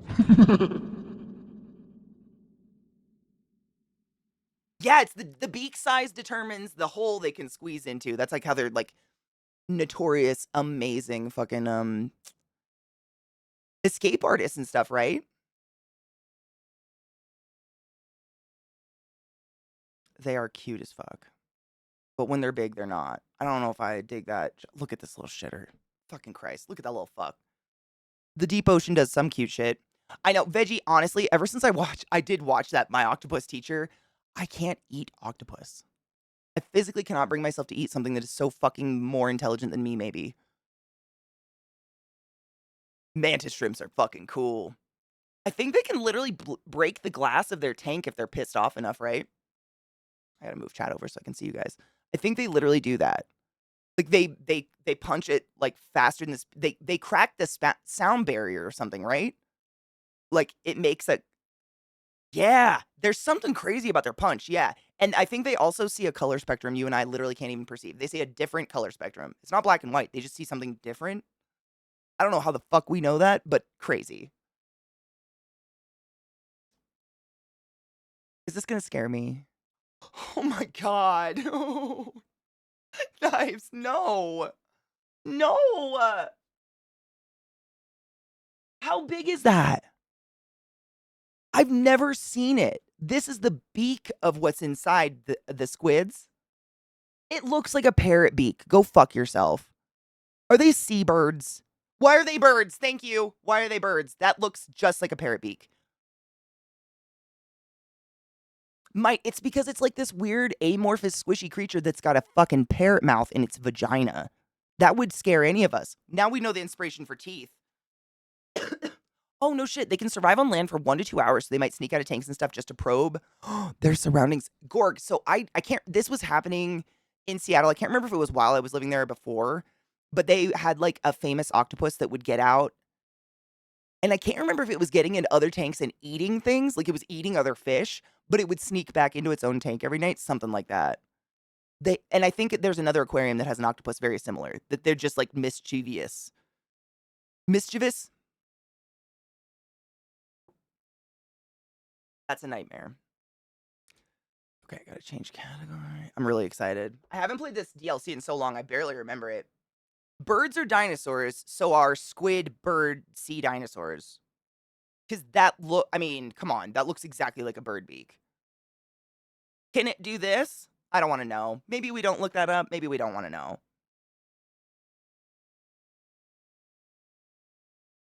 Got to change category. Leave their 3-year-old human brain squids alone. No. Don't squids live really, really short lives? Oh, mantis shrimp punches cause the cavitation. Cavitation, the release of gas dissolved in the water. So it is heat then. Like the speed heat of their punch or some shit like that, right? You know? Okay. For those of us that have seen The Boys,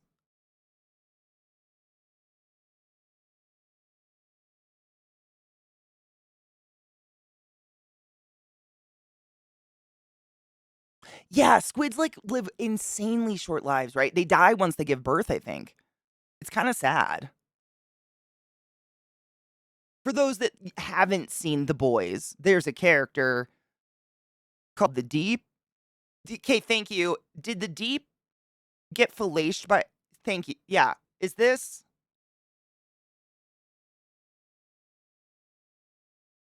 I'm uncomfortable. Oh no.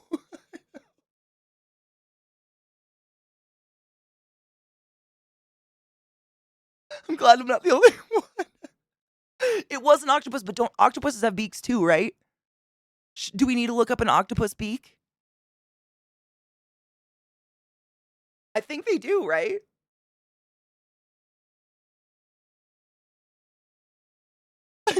They both have beaks. Alarm! Alarm! They do. Oh.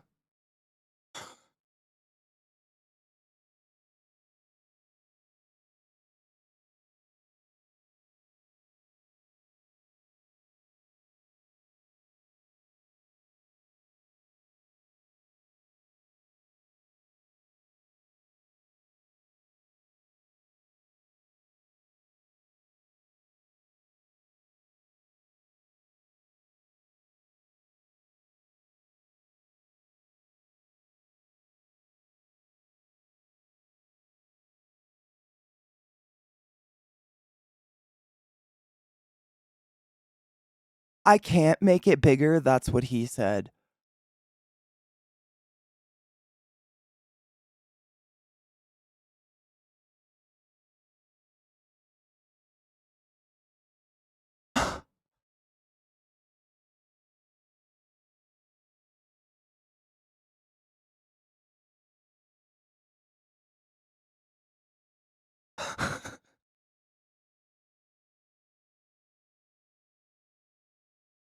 I know we've known about hyena dicks literally for years, and I'm just discovering this living prolapsed anus with a fucking beak that I hope bit the dick off of Deep, but what the hell?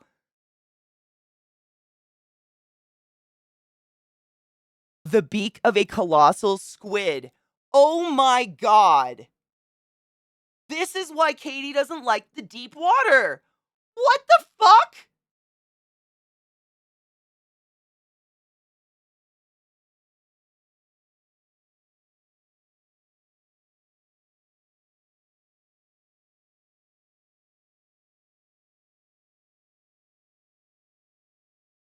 Nah. Nah. Hey, Mother Nature, you're drunk. Fucking go home. I hate this. This is so not okay. How small was the Deep's member to fit into the small octopus's mouth? I'm thinking it was chewed off or wasn't there or something.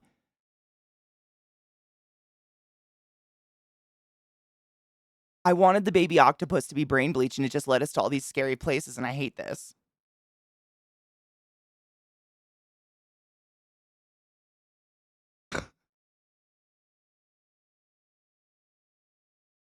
What in the literal nightmare? Yeah, we're learning today. We also learned the meaning of regret. Brought to you by Vagisil.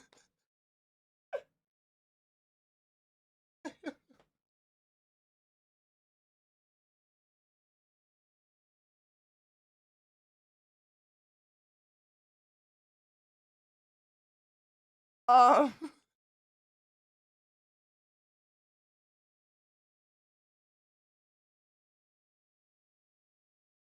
I'm never gonna.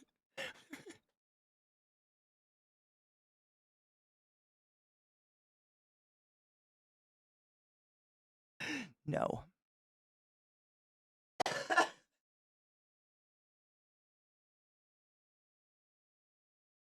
I didn't know what to do. The eggs under that one that was behind him. Dude, that is fucking incredible. That was wow. Although that fucker, like, don't hit a goose. Yep, Viata, same brain. Yep, I was thinking the same thing. Like that one behind him, he got really close, and that one never moved. So I'm thinking she was either sitting on babies or eggs. I mean, they get pretty ferocious. I get it. Right, Veggie? I learned that so much later in life. I had an uncle, great uncle, who raised weird birds like peacocks and guinea hens and shit like that because he would sell the feathers to people who make flies for fly fishermen. Fly fishing. What are they? Are they just called flies? The lures for fishing, Katie. I'm just gonna stop. Anyways, he also had a couple of these. I don't know what kind of geese they are, but they're huge and they're like gray and white, and they have the big like saggy chin. They're huge, and he said that was the exact reason they would keep coyotes and shit away. Coyotes and I guess like little weaselly creatures will get in and kill birds like that, and they were defense. I trust you, Glut. Hold on. I didn't let me make sure we got Teddy though. I love that little porcupine fuck. The fact that porcupines make a noise gives me a lot of hope in my life. There's Chip Whitehouse.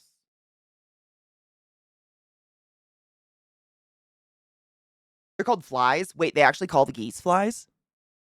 I saw one time when I was way younger, I saw like a herd of cattle and there was one fucking llama in the middle of them, and I heard that they are also utilized in the same way.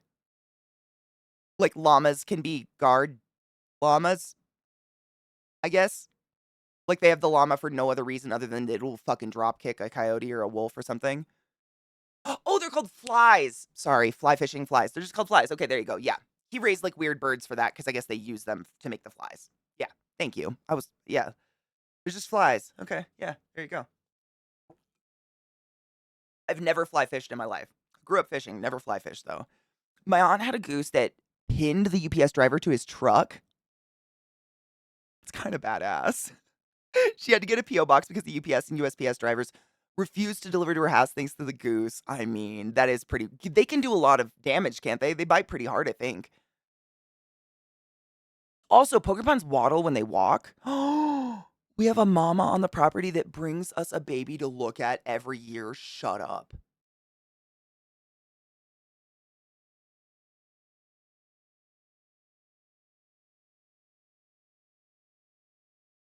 I am so infinitely jealous.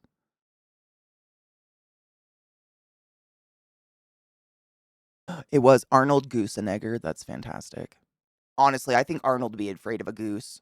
I'd run away from a goose. They're metal as fuck. They're majestic. Respect. I'm gonna. Oh my god, what? I love.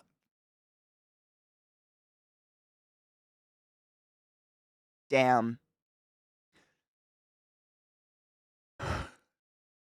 Wow. Um. So I sing this song all the time, and I don't know. I never knew where it was from. I thought it was from Sesame Street or something, but it's like, phenomena, bum bum ba-na-na-na-na, bum ba-na-na-na, phenomena. This is amazing. November 30th, 1969. Nice. The Muppets appear on the Ed Sullivan Show and perform the Mana Mana, which had been done on Sesame Street only, which I think led up to the phenomena, whatever. The version turned Pink Muppets, known as Snoths, and would set the standard for all future performances of the song. Now, whenever you hear the word phenomena, you too will think in your brain, phenomena, and just see Sandy B fucking ripping it out in a whatever the fuck you want to call that. I don't have a word for that. Whatever she just did, but I like it. Freestyling, I guess. I do that shit too, but alone in the shower where no one can see me and make fun of me because judgment is scary and, spooky because I love you and because I want to run an ad before we jump into the game anyways. It's not ad time, but I just want to get it out of the way and then we can do a big old chunk of game time because I will lose track of time.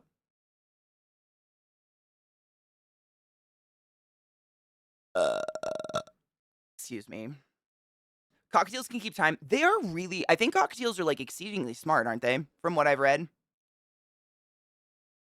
Came to lead, not to read. Let's fucking get it. That was amazing. Birds are phenomenal creatures. I never want one. They scare me, and like Glut said the other day, they're a perfect way to get a piercing.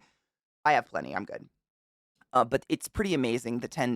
I didn't know cockatiels could talk up until very recently. I don't know why my ignorant brain thought you had to be a big bird to speak, even though there's ostriches and shit. Katie. I thought I had to be like a big parrot for some reason, but tiny birds, like I think cockatiels can have some of the biggest vocabularies of all the birds. I wonder, do you imagine if there's someone out there who's like a piano player and they get a cockatiel and their cockatiel just learns to be a metronome? But then, 3 a.m., you just hear like,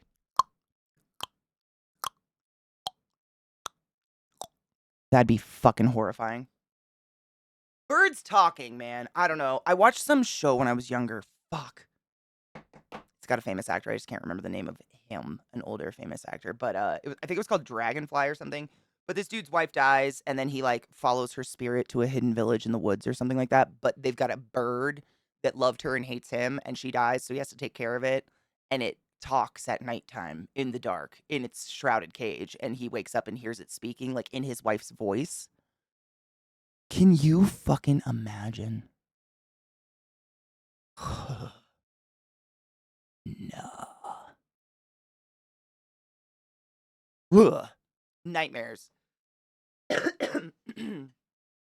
I love them living with other families and enjoying them on the internet. 100%. Mina birds are wild. Actually, you know what's crazy? I didn't think you could own a Mina bird for some reason. There was a pet store in Baltimore that had one. They had a Mina bird. I went in there. I didn't hear it do anything exciting, but I saw it in its cage. It was a Mina bird. It was weird. I guess you can own those? We had one for 13 years. No shit. He would whistle the X-Files theme and scream at you if you tried to whistle along. I love that. This was not a sing-along. It was a performance. He would also mutter, fuck you, when we uncovered him in the morning. Am I a bird? What up, Seatown? I hope you're doing well. If I learned piano, I'd get a bird to be my personal metronome and force myself to play songs to whatever rhythm the fucker sings out. You'd be a jazz musician. Dude, Dread, right? Calling someone a bird brain is quite a misnomer. And doesn't it come from another kind of a falsity that birds have hollow bones or whatever? It's like they're full of air or something. They do have a two-way respiratory system though, which is fucking crazy. Yeah, exactly, Viata, right? Like, no. Never. That's gotta go. It's gotta go. That you can't know. Minor birds are fucking wild. They can, I mean, I think they're kind of like, they can mimic almost every single sound ever, right? They mimic trains, traffic, babies crying. It's wild. Oh, you moved out. Beardy passed away. I'm getting a lot more hours at work. Good. I became a great aunt yesterday. Fuck yes. Sweet little boy named Ezra. I like that name. There's a huge sickness going around that I'm trying. Oh, be careful.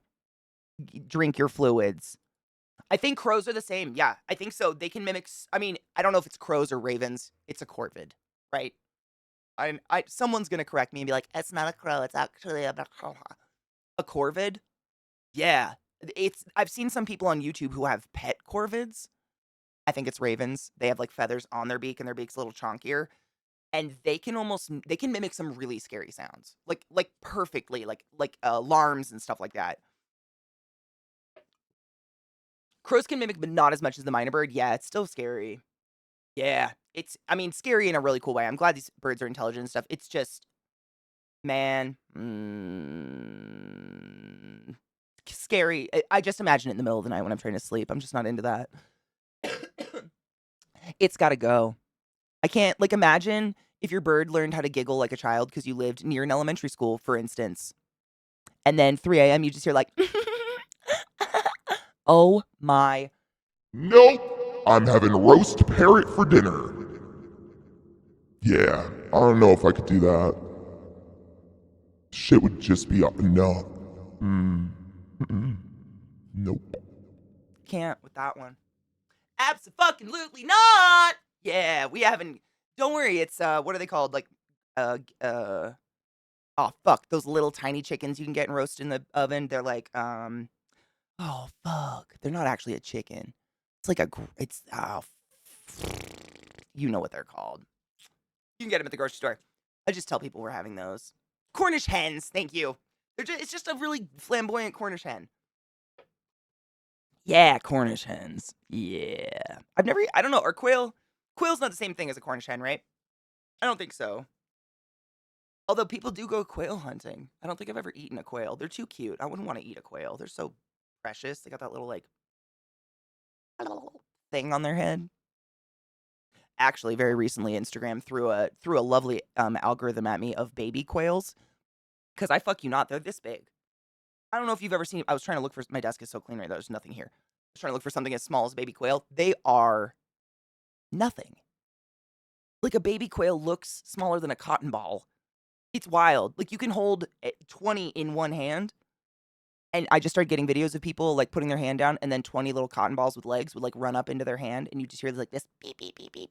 Oh, they're so cute. So fucking cute. They're not the same. Okay, cool. Funny story. One year my mom decided to make Cornish hens for Thanksgiving instead of turkey. Wait, like one Cornish hen? How many did that take? 'Cause damn. They're so tiny. Wait, the baby quail would terrify you? The tiny little cotton balls? I mean, I'd be terrified to accidentally kill one. They were really good, but my oldest son was offended. Oh, fuck, because there was no turkey. Yep, and make sure to ask every year before agreeing to come eat. Definitely your child, right? I know, did everyone get their own? I was gonna say something, like, one Cornish hen is enough for me, but I eat like a bird, literally. I feel like a normal human being needs, like, 2 Cornish hens at least, right? They're nothing. They're, like, ish, right? If I remember correctly, they're pretty fucking small. I have a fear of plopping down on the couch and not seeing a cat, and my fat ass would severely hurt. Me too. I accidentally run into my dogs all the time, especially Trick because he's so black. He absorbs light. Like if I'm walking down the hall and he's in the hall and it's nighttime, I've gotten into this habit now.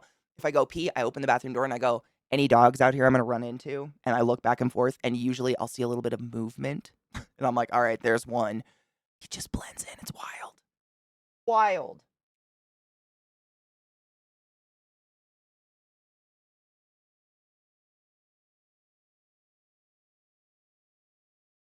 Okay. We're going to take a break after this, and then I'm closing it down and we're playing the game. But because I mentioned baby quails, this is important. They literally look like little popcorn. Oh, wrong click, wrong click, wrong click. This is the exact one I was talking about. Katie, move your face.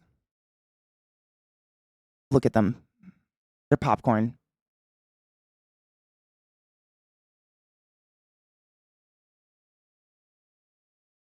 Look at them.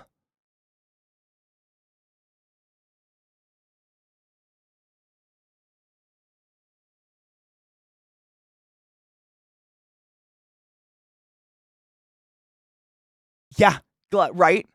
I mean, you sniff wrong and one might fall over and break its neck. Look, you can fit them all. I mean, what the fuck? They're so tiny. You have 3 of the void kitties. Yep. It's a constant game of talking to yourself in a dark room and hoping something moves. Look at them. Look at them.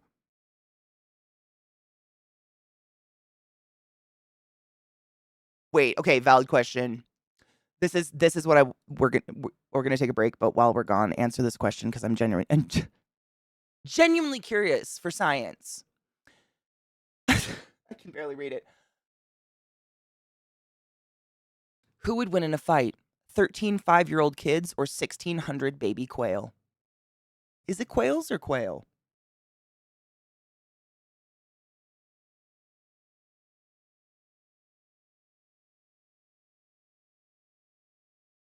1,600 little balls of popcorn. They're still little balls of popcorn, right?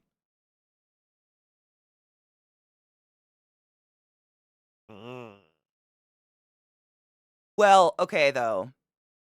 Sidebar, you'd have to convince 5-year-olds to want to, like, fight little adorable fluffy balls of popcorn. I guess it'd be a great way to weed out the bad ones, right? That little fucker really enjoyed munching down on those little adorable baby birds. Better fucking cull the herd, right?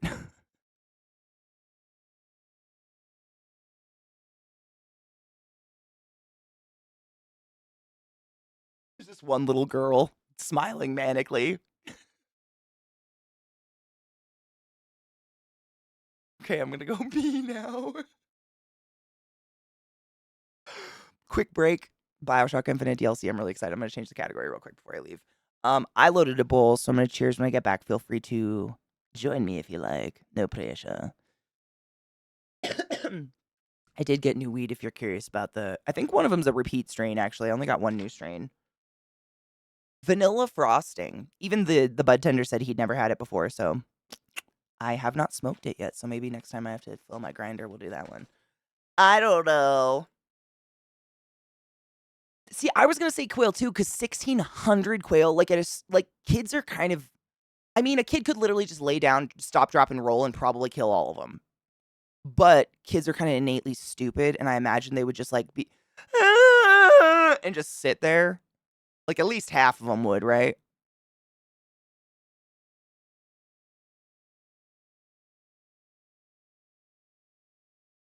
I know I haven't even smelt the vanilla one, but my bud tender said if it's good, he's gonna ask me about it because he hasn't smoked it yet. The stats on this one's actually wild. It's called vanilla frosting. It's allegedly a hybrid. Again, I don't know what this is how they always label them. THCA 32.40. Holy shit, I did not look at the percentages. Christ. 32.40%. Total THC 28.41% for a total of 32.4%. That's a space case if that's real. I kind of hope it smells like vanilla. I haven't opened it yet, but we'll open it. That'll be fun. Okay. Wash your hands, you filthy chuds. I'll be right back. Viata, to keef or not to keef, is that actually an answer? Is that actually a question, I mean? What would you say to me if I was keefing or not to keef?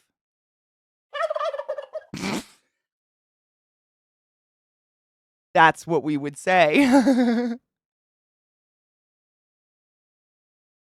Void, thank you so much for subbing the class, keeping the class alive, and giving a fucking anus its wings. I appreciate you. The answer is always to keef. If you've got it, Flaunt it. She pees when she shorts. Sometimes she farts. I mean, I'm an enabler to those I love. I mean, same. And like, it's not gonna. It's always a good time. And honestly, for BioShock, I think it's better to be a little high because the game is fucked up. Side note, I was talking about my Mykonos trip earlier today when I went to this super, like, we were booked in kind of as a funny joke, but it was hilariously awesome. The gay hotel where there was penises literally everywhere. I found the satchel that I bought when I was there. I've never used this because it has a dick on it, which I guess I have to cover. But that's what it was called. The Elysium. The Straight Friendly Hotel. I love that. I've never noticed that's what it said. Mykonos, Greece. But that's their little like logo. It's got a PP. I got a, Twitch and everything. And the room was just like, you know how normally a hotel room will have like soaps and stuff. It was lube and anal nitrate and all the butt stuff. It was amazing. Amazing. What was crazy is all the sheets were white. Imagine all of the fucking bleach they go through. Crazy. Fun will always win. I agree. Okay, so if you are just tuning in, we're gonna, I guess, finish up BioShock. We finished up BioShock Infinite. Not why. Really? We finished up BioShock Infinite on Sunday, I want to say. Like the game, the proper game. Now we're gonna do the DLC, and the DLC is pretty fucking badass. It totally takes, shut up. It takes you in a different position. Different position, different direction. My dogs are confusing me, sorry. There's like noise outside. I don't know what it is either, but it's freaking him out. So there's, stop.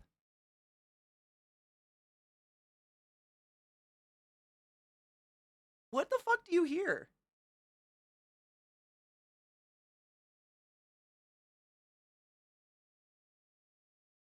Boyd, that's what I was saying. Like, you can clean your butt all you want. There's going to be love juices everywhere. What up, Eliza? How are you? What a great time to come in. I don't know what they're barking at. But they were kind of like, I took them outside in the yard and they were all excited and they ran around and then they do this thing where they'll run up on the deck or on the little porch and just like sit near my feet and look out, and they were looking out like they heard something weird. Oh my god, the Elysium Hotel, it takes you in a different position, just nailing the park. Their marketing's phenomenal, honestly. It's on fucking point. Anal nitrate, I think it's anal lube that also helps loosen the muscles so you can butt fuck easier, I believe, right? Is that what it is? Honestly, the only other place I'd ever heard of it was in Fight Club. I've got sex toys and lube and anal nitrate. Thank you, Chloe. Thank you. Everybody thank Chloe. Know what I'm saying? All right, let me move chat so I can see you guys. Thank you, Chloe. You know, Yeet, Twitch has been twitchy all day. I was waiting a little bit to actually play the game because like my chat wouldn't even load this morning. It wouldn't load on my PC. It would only load on my phone, and people couldn't resub. All sorts. Oh my god, Rod, that is a nightmare. No, thank you. It is. The whole game is first person, but this, I don't want to spoil it. We're just going to jump into it and you'll see, because it basically, we can start talking about it the moment we jump into it. Like, I can actually say what I want to say without spoiling it. It's different than the first one a little bit, but you're still in first person. And some people hated it, some people loved it. I don't know, to each their own. I don't hate it. It's just different. BioShock, there you are.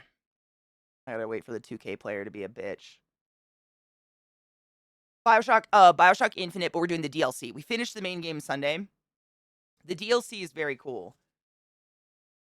Uki, no worries. If you feel like taking in a peek later to see if it's okay, feel free. But seriously, I totally get it. My boy Magnissimo is exactly the same. First person games just make him so fucking dizzy. I completely understand. They're not my favorite. So different.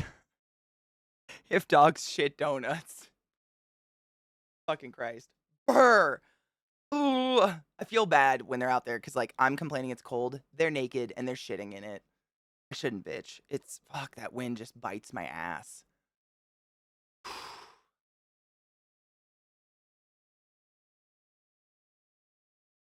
Dude, right? That's what I'm saying. Like, I I don't know. Would we? It's kind of that question, like, if you could blow yourself, would you? Probably. Because it'd be normal. Would we like donuts or would donuts be a disgusting thing and actually there was shit bakeries?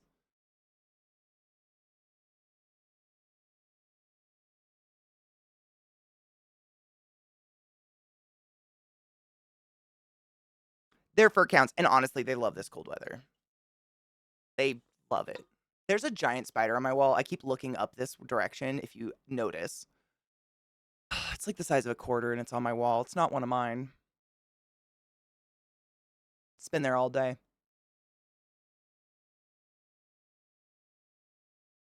Edibles, edible. Yep, it's so different. Absolutely knives.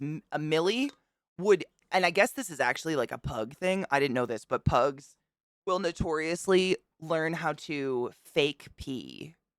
Like they take the stance like they're squatting to piss, but they're not. Millie fucking hated the cold. The cold, wet grass. She'd walk into it and then like lift a paw and just look at me. And I'm like, bitch, you're a dog. Do the thing. And these dogs are like, oh, shitty weather. Let's fucking go. It's time. They love it, which honestly is kind of nice. I'm glad I don't have to dress my dogs in like clothes because, like, not my jam. I have little spider outfits for him that my little sister got me ages ago, and they try to eat them when I put them on. They're just, I don't know. They're like, it's fucking party time. Let's go. We're gonna go take a number 3 or whatever they do. Yeah. These guys, I don't know if they don't love the rain, but they don't hate it. I'd say that they love any precipitation or cold weather that isn't, as long as it's not hot, they definitely don't like the blazing hot. Which, I mean, who the fuck does? Once it's above, 90 degrees, even my cold ass is getting hot at that point, I get it. This kind of weather, I think they love it because not that they know, but they can just play and run forever and they never overheat. And that's their favorite thing. Like they love eating snow. Oh my God. I always try to get a video of it, but they stop when I pull my phone out. It's so annoying. But if it snows, they go like Pac-Man. Like they literally belly to the ground and just through the snow. It's fucking hilarious. They love snow. Okay. We're definitely not going to finish this today, but that's okay. I kind of forgot how much there is to look at and how much I wander around like an idiot just looking at the world.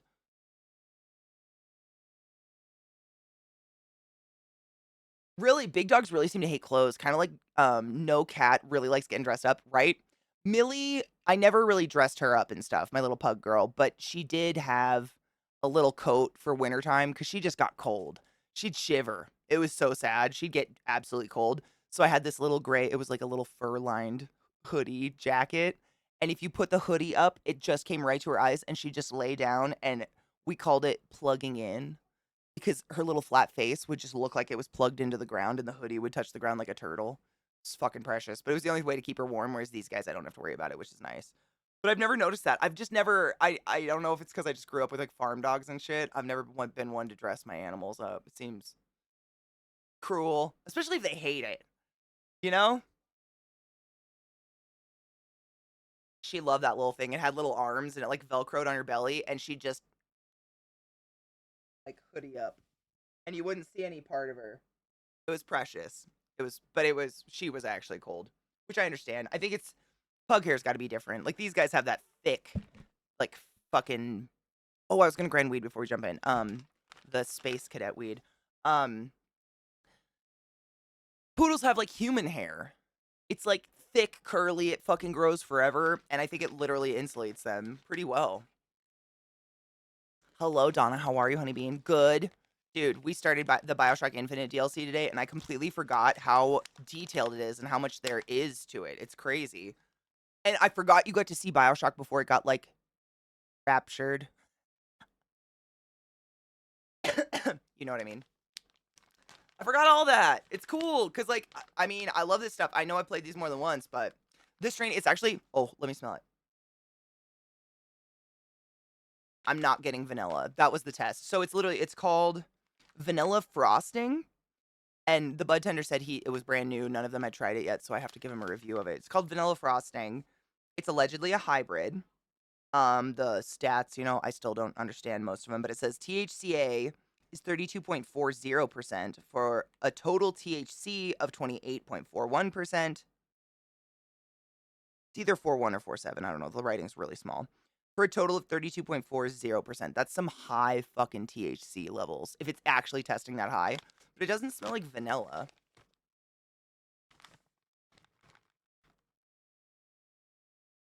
It smells like weed. Well, hold on. No vanilla. It's got kind of like a sour.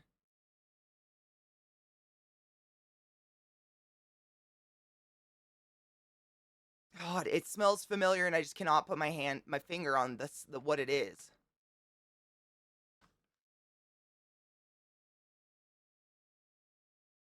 Maybe lemongrass. It strikes me as some sort of herb, like a fresh herb I've definitely chopped up or something like that.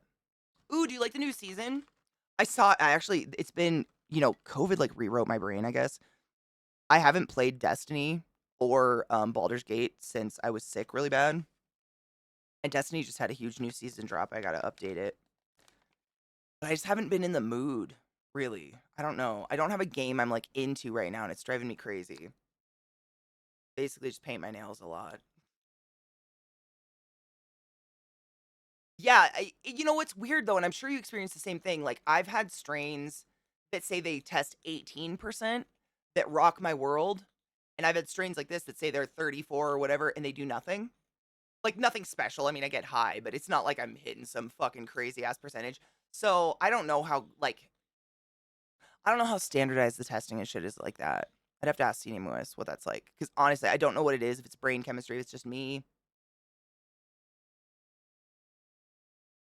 Me too, Kenny. I feel that really hard. Same. I'm like, ooh, that game kind of feels fun. No, it's not. And I uninstall it. And then I reinstall another game. And I have hundreds of unplayed games in my Steam library. And I just sit there and scroll them and nothing stands out as like what I'm looking for. I don't know, but I don't know what I'm looking for. And then I end up just like playing Hades again, which I have so many hours in. Just like, oh, so many hours in that game. I don't even know. I want to say it's under 1,000. It's probably around 1,000. It's disgusting, but it's like my fallback game because I just don't. Nothing's like hitting that itch, you know. Really, you like the new season? I'm leveling some things up for new shit they're putting out in a few days. A new Uber Nightmare Dungeon where you can get totally broken OP glyph for the Paragon board. Fuck yeah, abuse it, use it, do it. Same. It's so hard. Yep. Oh my god, you can get through it for an hour. Dude, sometimes I'll literally get it, like, I'll open up the game, and the starting music and the starting screen is, like, upsets me, and I'm like, "No, this isn't gonna do it." I want a game Valheim, but I don't wanna play Valheim again. Like, I tortured myself with that game. That game is so fucking frustrating. But I like a game like that where it's, like, huge open world, so much to do. You can really just spend your entire time building if you want to, or you can actually play the game. I miss something like that, and I feel like there's nothing really out there like that. Oh my god, you're gonna get Christmas shit? Shut up. Quest or boss kill for Santa or elf outfits. You'll have to tell me if they're cute or not. Another $100. Wow. No shit, Kenny. I installed it a couple weeks ago, played a little bit, took a ship out into the ocean, got killed by a random mosquito out of nowhere. All my shit sank to the bottom, and I uninstalled it. I was like, no. I remember why this game made me have a lot of anger. I remember now.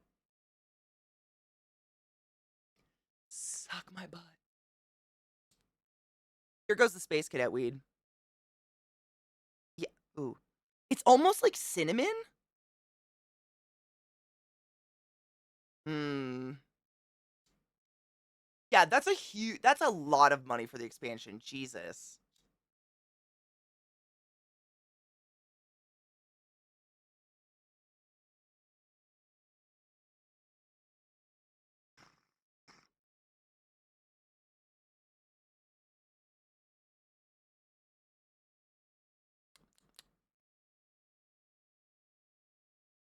I'm getting cinnamon stick. Maybe that's why it's vanilla frosting. Maybe other people's taste something different. I'm getting vanilla or cinnamon stick. Like very specifically the stick. Let's see where this goes. Oh, game, don't you do that. $100. I mean, for what? Blizzard. Oh, Bong, don't smoke yourself. Not today, motherfucker. Wonders if you'll pay $100 for the Diablo 4 DLC. Wow. I mean, some people will because it's their be all end all. It's their forever game, and I totally respect that. But damn, for us casual players, that's a lot. Like, whoa. Yeah, 100 for DLC.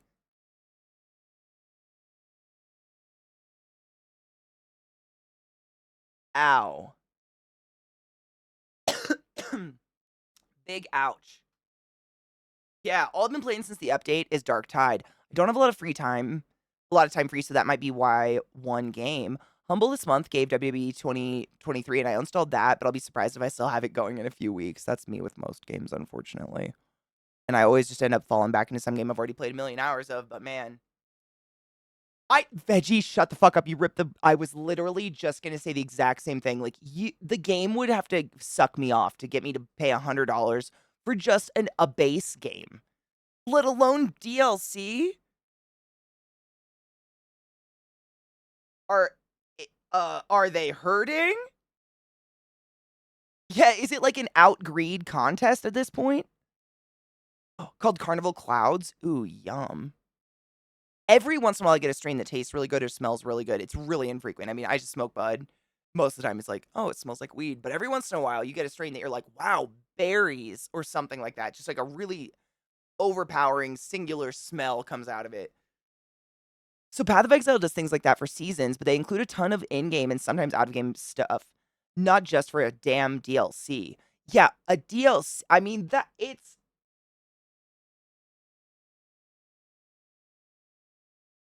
right, Black Dress. $100 for the X Pack. I think they just priced me out. I'll have to persuade Uncanny Andy not to fucking buy it. And that's the thing. I get it. Like it feels really unfair to people where that's Diablo is their be all end all game that they play all the time. And like in order to continue, just hanging with their social circle, their whole social circle has to go broke. It seems a little fucked. Yeah, the only games I've ever played that were $100 or over were special editions that came with enormous sculptures or something inside. Like a Pit Boy.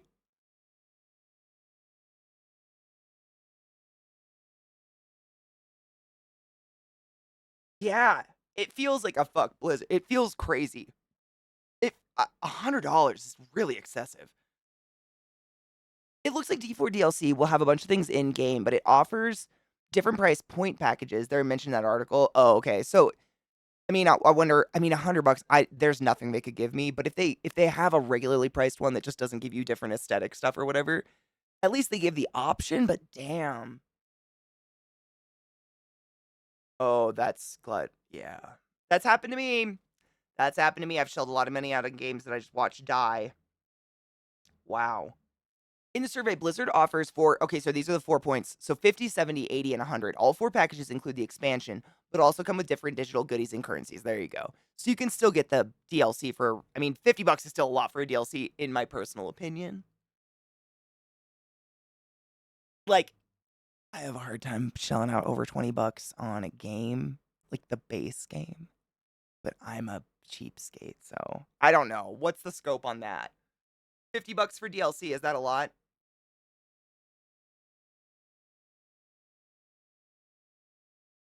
They want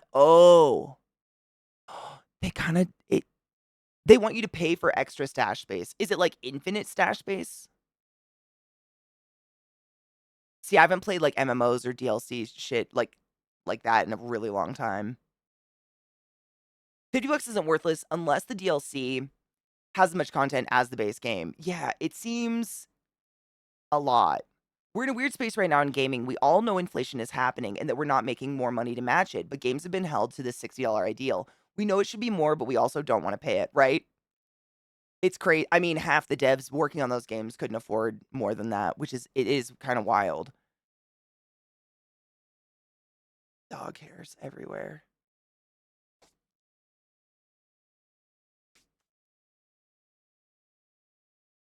Yeah, unless the DLC like is enormous. I don't know. It just seems like a lot. Blizzard's a great game. I mean, Blizzard, excuse me. Diablo's a great game. Don't get me wrong.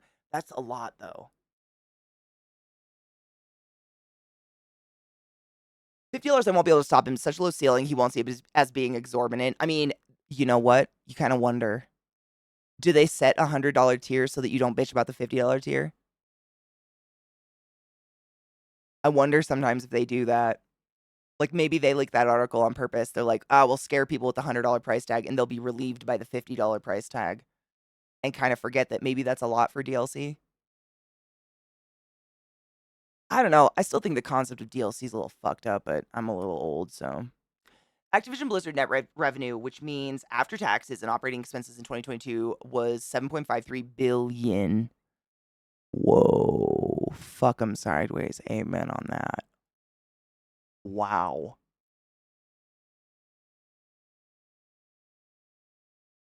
Or they know they have people who will buy that $100 DLC, so they know they're getting what they can. Yeah. Probably a little bit of column A, a little bit of column B. I would say. Probably. It sounds like marketing tactics. I'm not a marketing person, but it's dirty play. They're dirty companies. We know it. They've been that way for a while.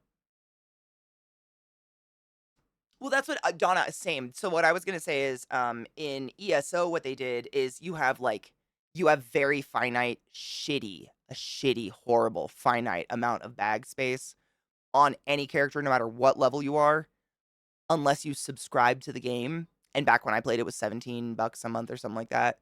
And if you subscribe, you get an infinite craft bag. So all your crafting materials, everything you use to do writs and shit like that, infinite space. And like once you try that, like trying to sub for 1 month and you fill that infinite bag space, the moment you stop subbing, you have no bag space. Instantaneously, you literally have to like cleanse your system. It's pretty crazy how they limit you, and they kind of it's when I used to play the game, I'd say it all the time, like that's the biggest point. That was like the most worth it to me was to sub to the game was to get that infinite bag space because it was a nightmare without it. It was a joke.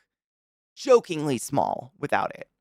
And like, if you want to get anywhere in the game and get extra materials and shit like that and get some of the top best gear, you got to do your writs and your dailies and all this daily crafting bullshit that you have to have the fucking crafting materials for. And if you don't have that craft bag, you can't do it. It's kind of a ball fuck on it. It's very unfair, I guess one might say. I'm gonna hydrate and then cheers. Throat's going. Oh, it's a leaked confidential. Oh, so someone's in trouble.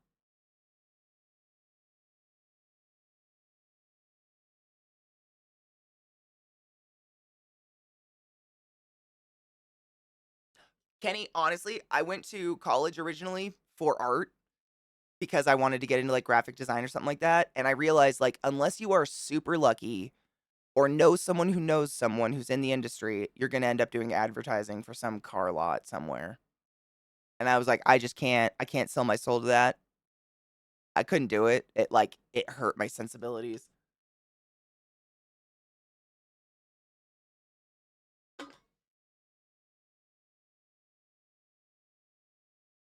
I know, and that's the other thing. Like games were $60 back when you got a physical copy, and I don't think did any of us really raise a guff when it suddenly they were downloadable in the same price.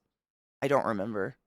I don't remember when we suddenly like hardcore went from physical to mostly digital. I know there's still a lot of physical for like console and shit like that, but mostly digital.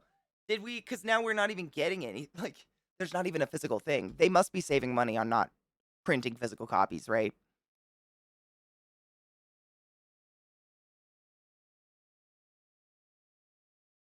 I believe so, Donna. Yeah. Time sensitive FOMO as a way to extort money from people is why I'm so upset with companies. It's just, it feels like we're always being fucked around with. And, like, in my experience, the vast majority of people that work at the top of game companies and stuff aren't gamers. They're just people with marketing degrees making the company money.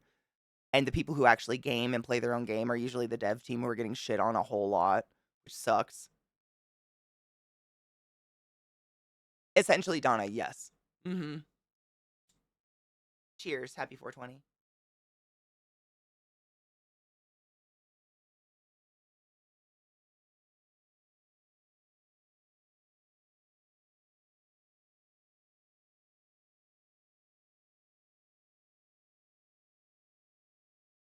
Did Steam play a huge part in that? I didn't know that. I wasn't a PC gamer until like 2000, until I started streaming 2014, 2015. I was strictly console. I didn't know any better. But then I saw what Skyrim looked like on a PC and I was like, oh, fuck. And here we are. Oh, no shit. Even Sony's PS5 is mostly digital. I think there was a stat that was like 10% of PS5 games were physical copies. Wow. Wow. It's not even allowed a large amount of server space. It's just like a data table, right? It's literally code. The whole concept of bag space kind of fucks with me. Like, has there ever been a game in your life that you were like, oh my God, this would be so improved if what I could pick up amongst all the things in the game that are pick upable was limited? Because I haven't ever.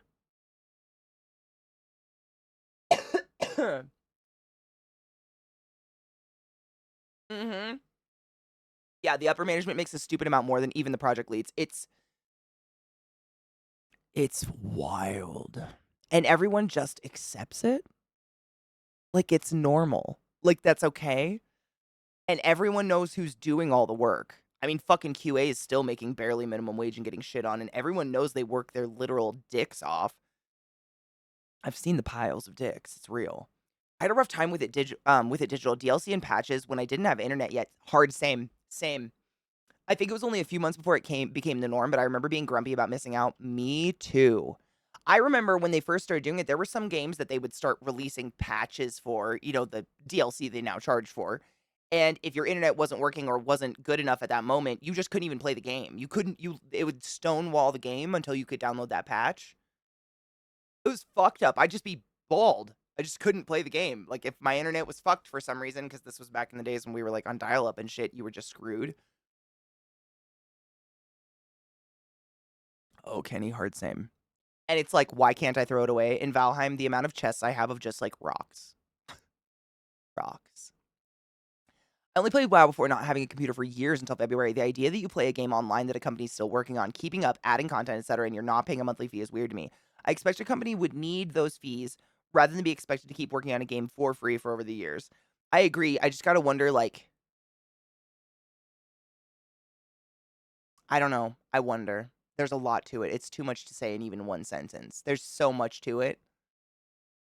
I don't know. I can only speak to personal experience, like dating a couple devs, and being kind of like involved, kind of on the side of the dev world. Like the company will do this kind of stuff, but like the employees that are actually making the game, the designers, the artists, they don't make any more money. They just start getting more death threats on the internet. But it's like these higher ups making all these decisions. It just feels like kind of a circle of fuckery. I agree with you. They need to get paid. Like everybody needs to get paid for what they're doing. And I think that's what Genova was saying. Like we're in this cycle where it's like we all acknowledge the $60 and we're all very aware that like games probably should cost more just in terms of the resources and the people working on them and like what the company's putting out. But like we can't afford it. We don't want to pay it. They want us, it's like what do you I don't have an answer for it. It fucks. It fucks. It fucks? Okay. You know what I mean? There's only a pile BC because the testers, excuse me, rip them off and throw them away so they can test faster. I mean, do you test faster without the dick? Is that a thing? I thought you could type with it and maybe use a third keyboard. I don't know.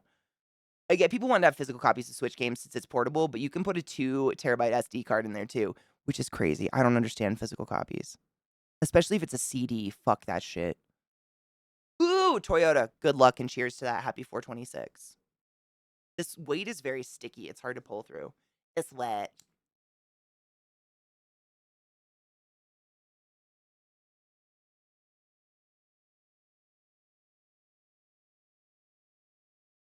Right, Veggie? And that's another thing I don't have an answer for, but I used to see that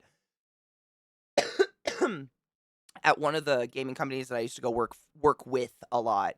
It's like the dev team would be given a schedule by their producer, the project, the assignment, whatever. They'd be working on it. And halfway through, the marketing team would step in and be like, we're cutting the deadline. We need it done in a week. And the devs would be like, it's not done yet. And the marketing team straight up goes, we don't care. We'll release a patch or a DLC, et cetera, et cetera. Because it's become a culture of accepting that. It's accepting an unfinished product because we will just get the DLC. Like I heard those conversations. It's fucked. It's just like the way it is now, which is sad. I agree with you. Marketing I mean, the creators of the game completely understand it's not finished, completely understand it's not ready to be, I mean, I don't even need to tell you guys that. You know that. I think we all are well aware that the creators of the game, but these fucking marketing fucks go in and tickle it with their dirty little taints and they ruin everything. Bastards. But I understand why they need to be there because if game devs and game artists are like every other artist I've ever met, they're never done. They'll work forever. But I don't think it should be marketing. Okay, sure. If we get if we get to 50K followers before the end of the year, we'll add love end support to crowd control, which means we'll be adding sex to 130 plus games. What?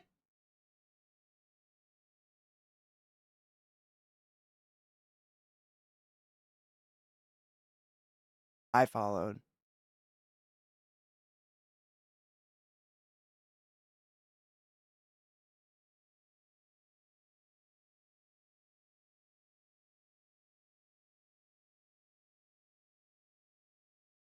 Oh, I thought they were just putting. Oh, wait, you can fuck your game? Wait, no. Oh, yeah. I know we must have had a checkpoint getting a new weapon, right? It must have happened. I'm assuming it must have happened. I just really wanted to cook another person because that was amazing. I really like exploding them with the Raider oven. To cover my groin? Oh, that's hilarious. I don't think I was ever warned of anything like that. Yeah, I would assume so. Can I run an ad at the end? Yeah, absolutely. Yes. Yes. So when I raid somebody, I'll just go to like the be right back screen and I'll run a little ad or whatever and leave the stream live. Well, I don't know. Is there an alert on there? You want to see if there's an alert? I can just run one. I mean, I could just say bye and then run one, but I'll still be here, like raiding somebody to see if it even happens. Whichever way, whichever way. But it's gonna do like an alert in the chat, or will it be like an alert here, like a little like, "Hey, we're doing an ad, motherfuckers." I imagine it wouldn't be visual because that if you're getting an ad, then you wouldn't see it, right? In chat. Okay, cool, cool, cool, cool. All right, let me look for someone cool to raid. Thank you guys for hanging out with me today.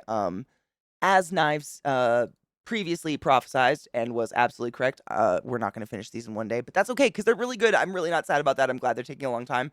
The game is, I mean, there's just so much to look at. Like, I'm pretty sure when we were playing the first Bioshock, I made a comment about, like, I really wish there was at some point a way to see Bioshock before it got fucked up. Having completely fucking forgot this. I like 100% just forgot this DLC all the way. Just totally forgot it even existed. So I feel like I kind of like prophesized what was gonna myself or something. An experience. I don't know. The game's so good. I'm not sad about it. But tomorrow, Faded Friday, so bring cool music, funny videos, whatever. We look at them, we laugh, cute animals, we have a good time. But also I want to talk about like charities and stuff and like what charity we're gonna pick for December. Because every December I try to pick a different charity, and then that's where I filter everyone's tips and shit too, and try to help someone in the everything hurts worse in the holidays. Everyone's cold, it sucks, but we try to do something. So, if you have a special charity like or whatever and you want to bring it tomorrow, or if you're not able to come tomorrow, you can definitely send it to my DMs somewhere. Like you don't have to be in chat tomorrow, just to, like throw your charity in, but then over the weekend I'll do some research and like hard try to vet them, make sure they're like not that I don't trust you guys, but you just never know. Running a nonprofit charity is the perfect way to run a fucking scam. So I just go through that shit and make sure it's not absolutely fucked. I know. I'm not surprised. I'm never surprised. I always take so much longer. Like If, for instance, if Zach's played a game, I'll ask him, like, how long did it take you to play this game? I double it for myself.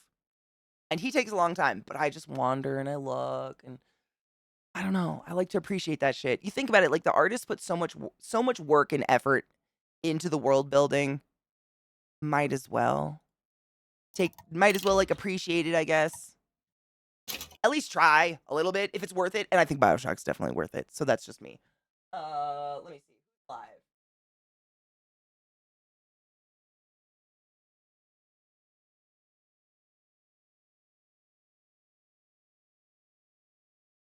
Everyone. Everyone is live. Or no one?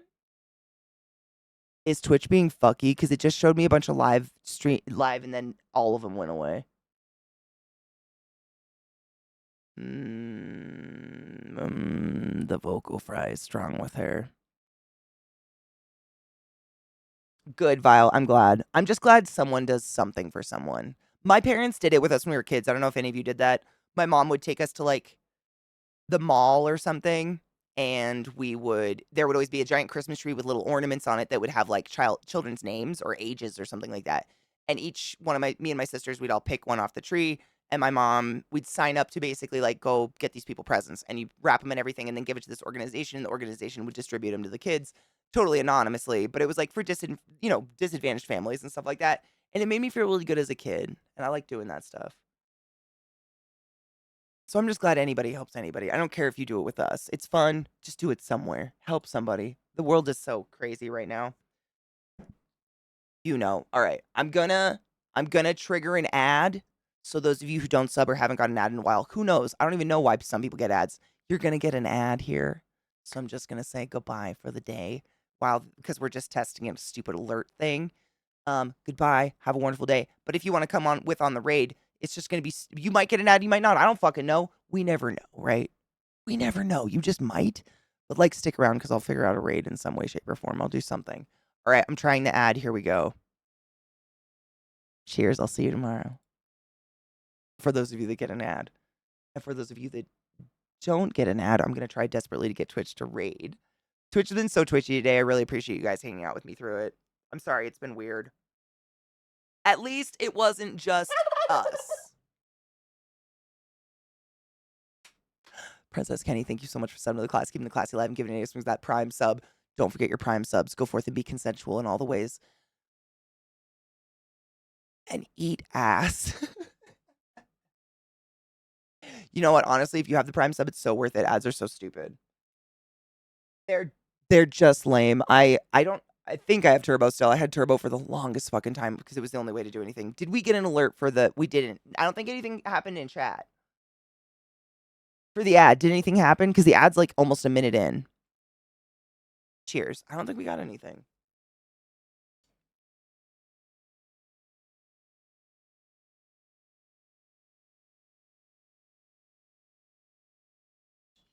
Me neither.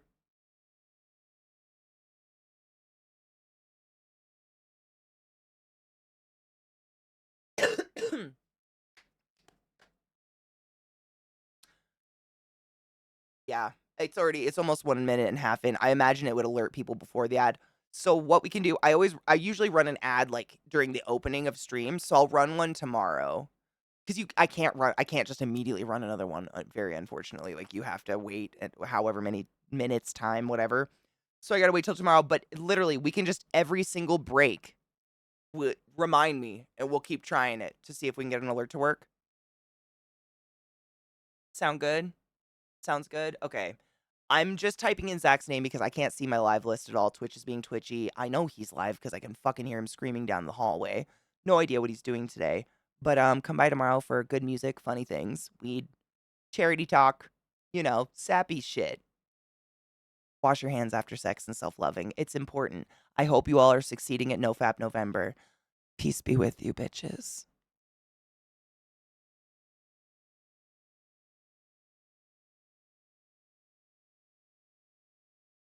Did it work?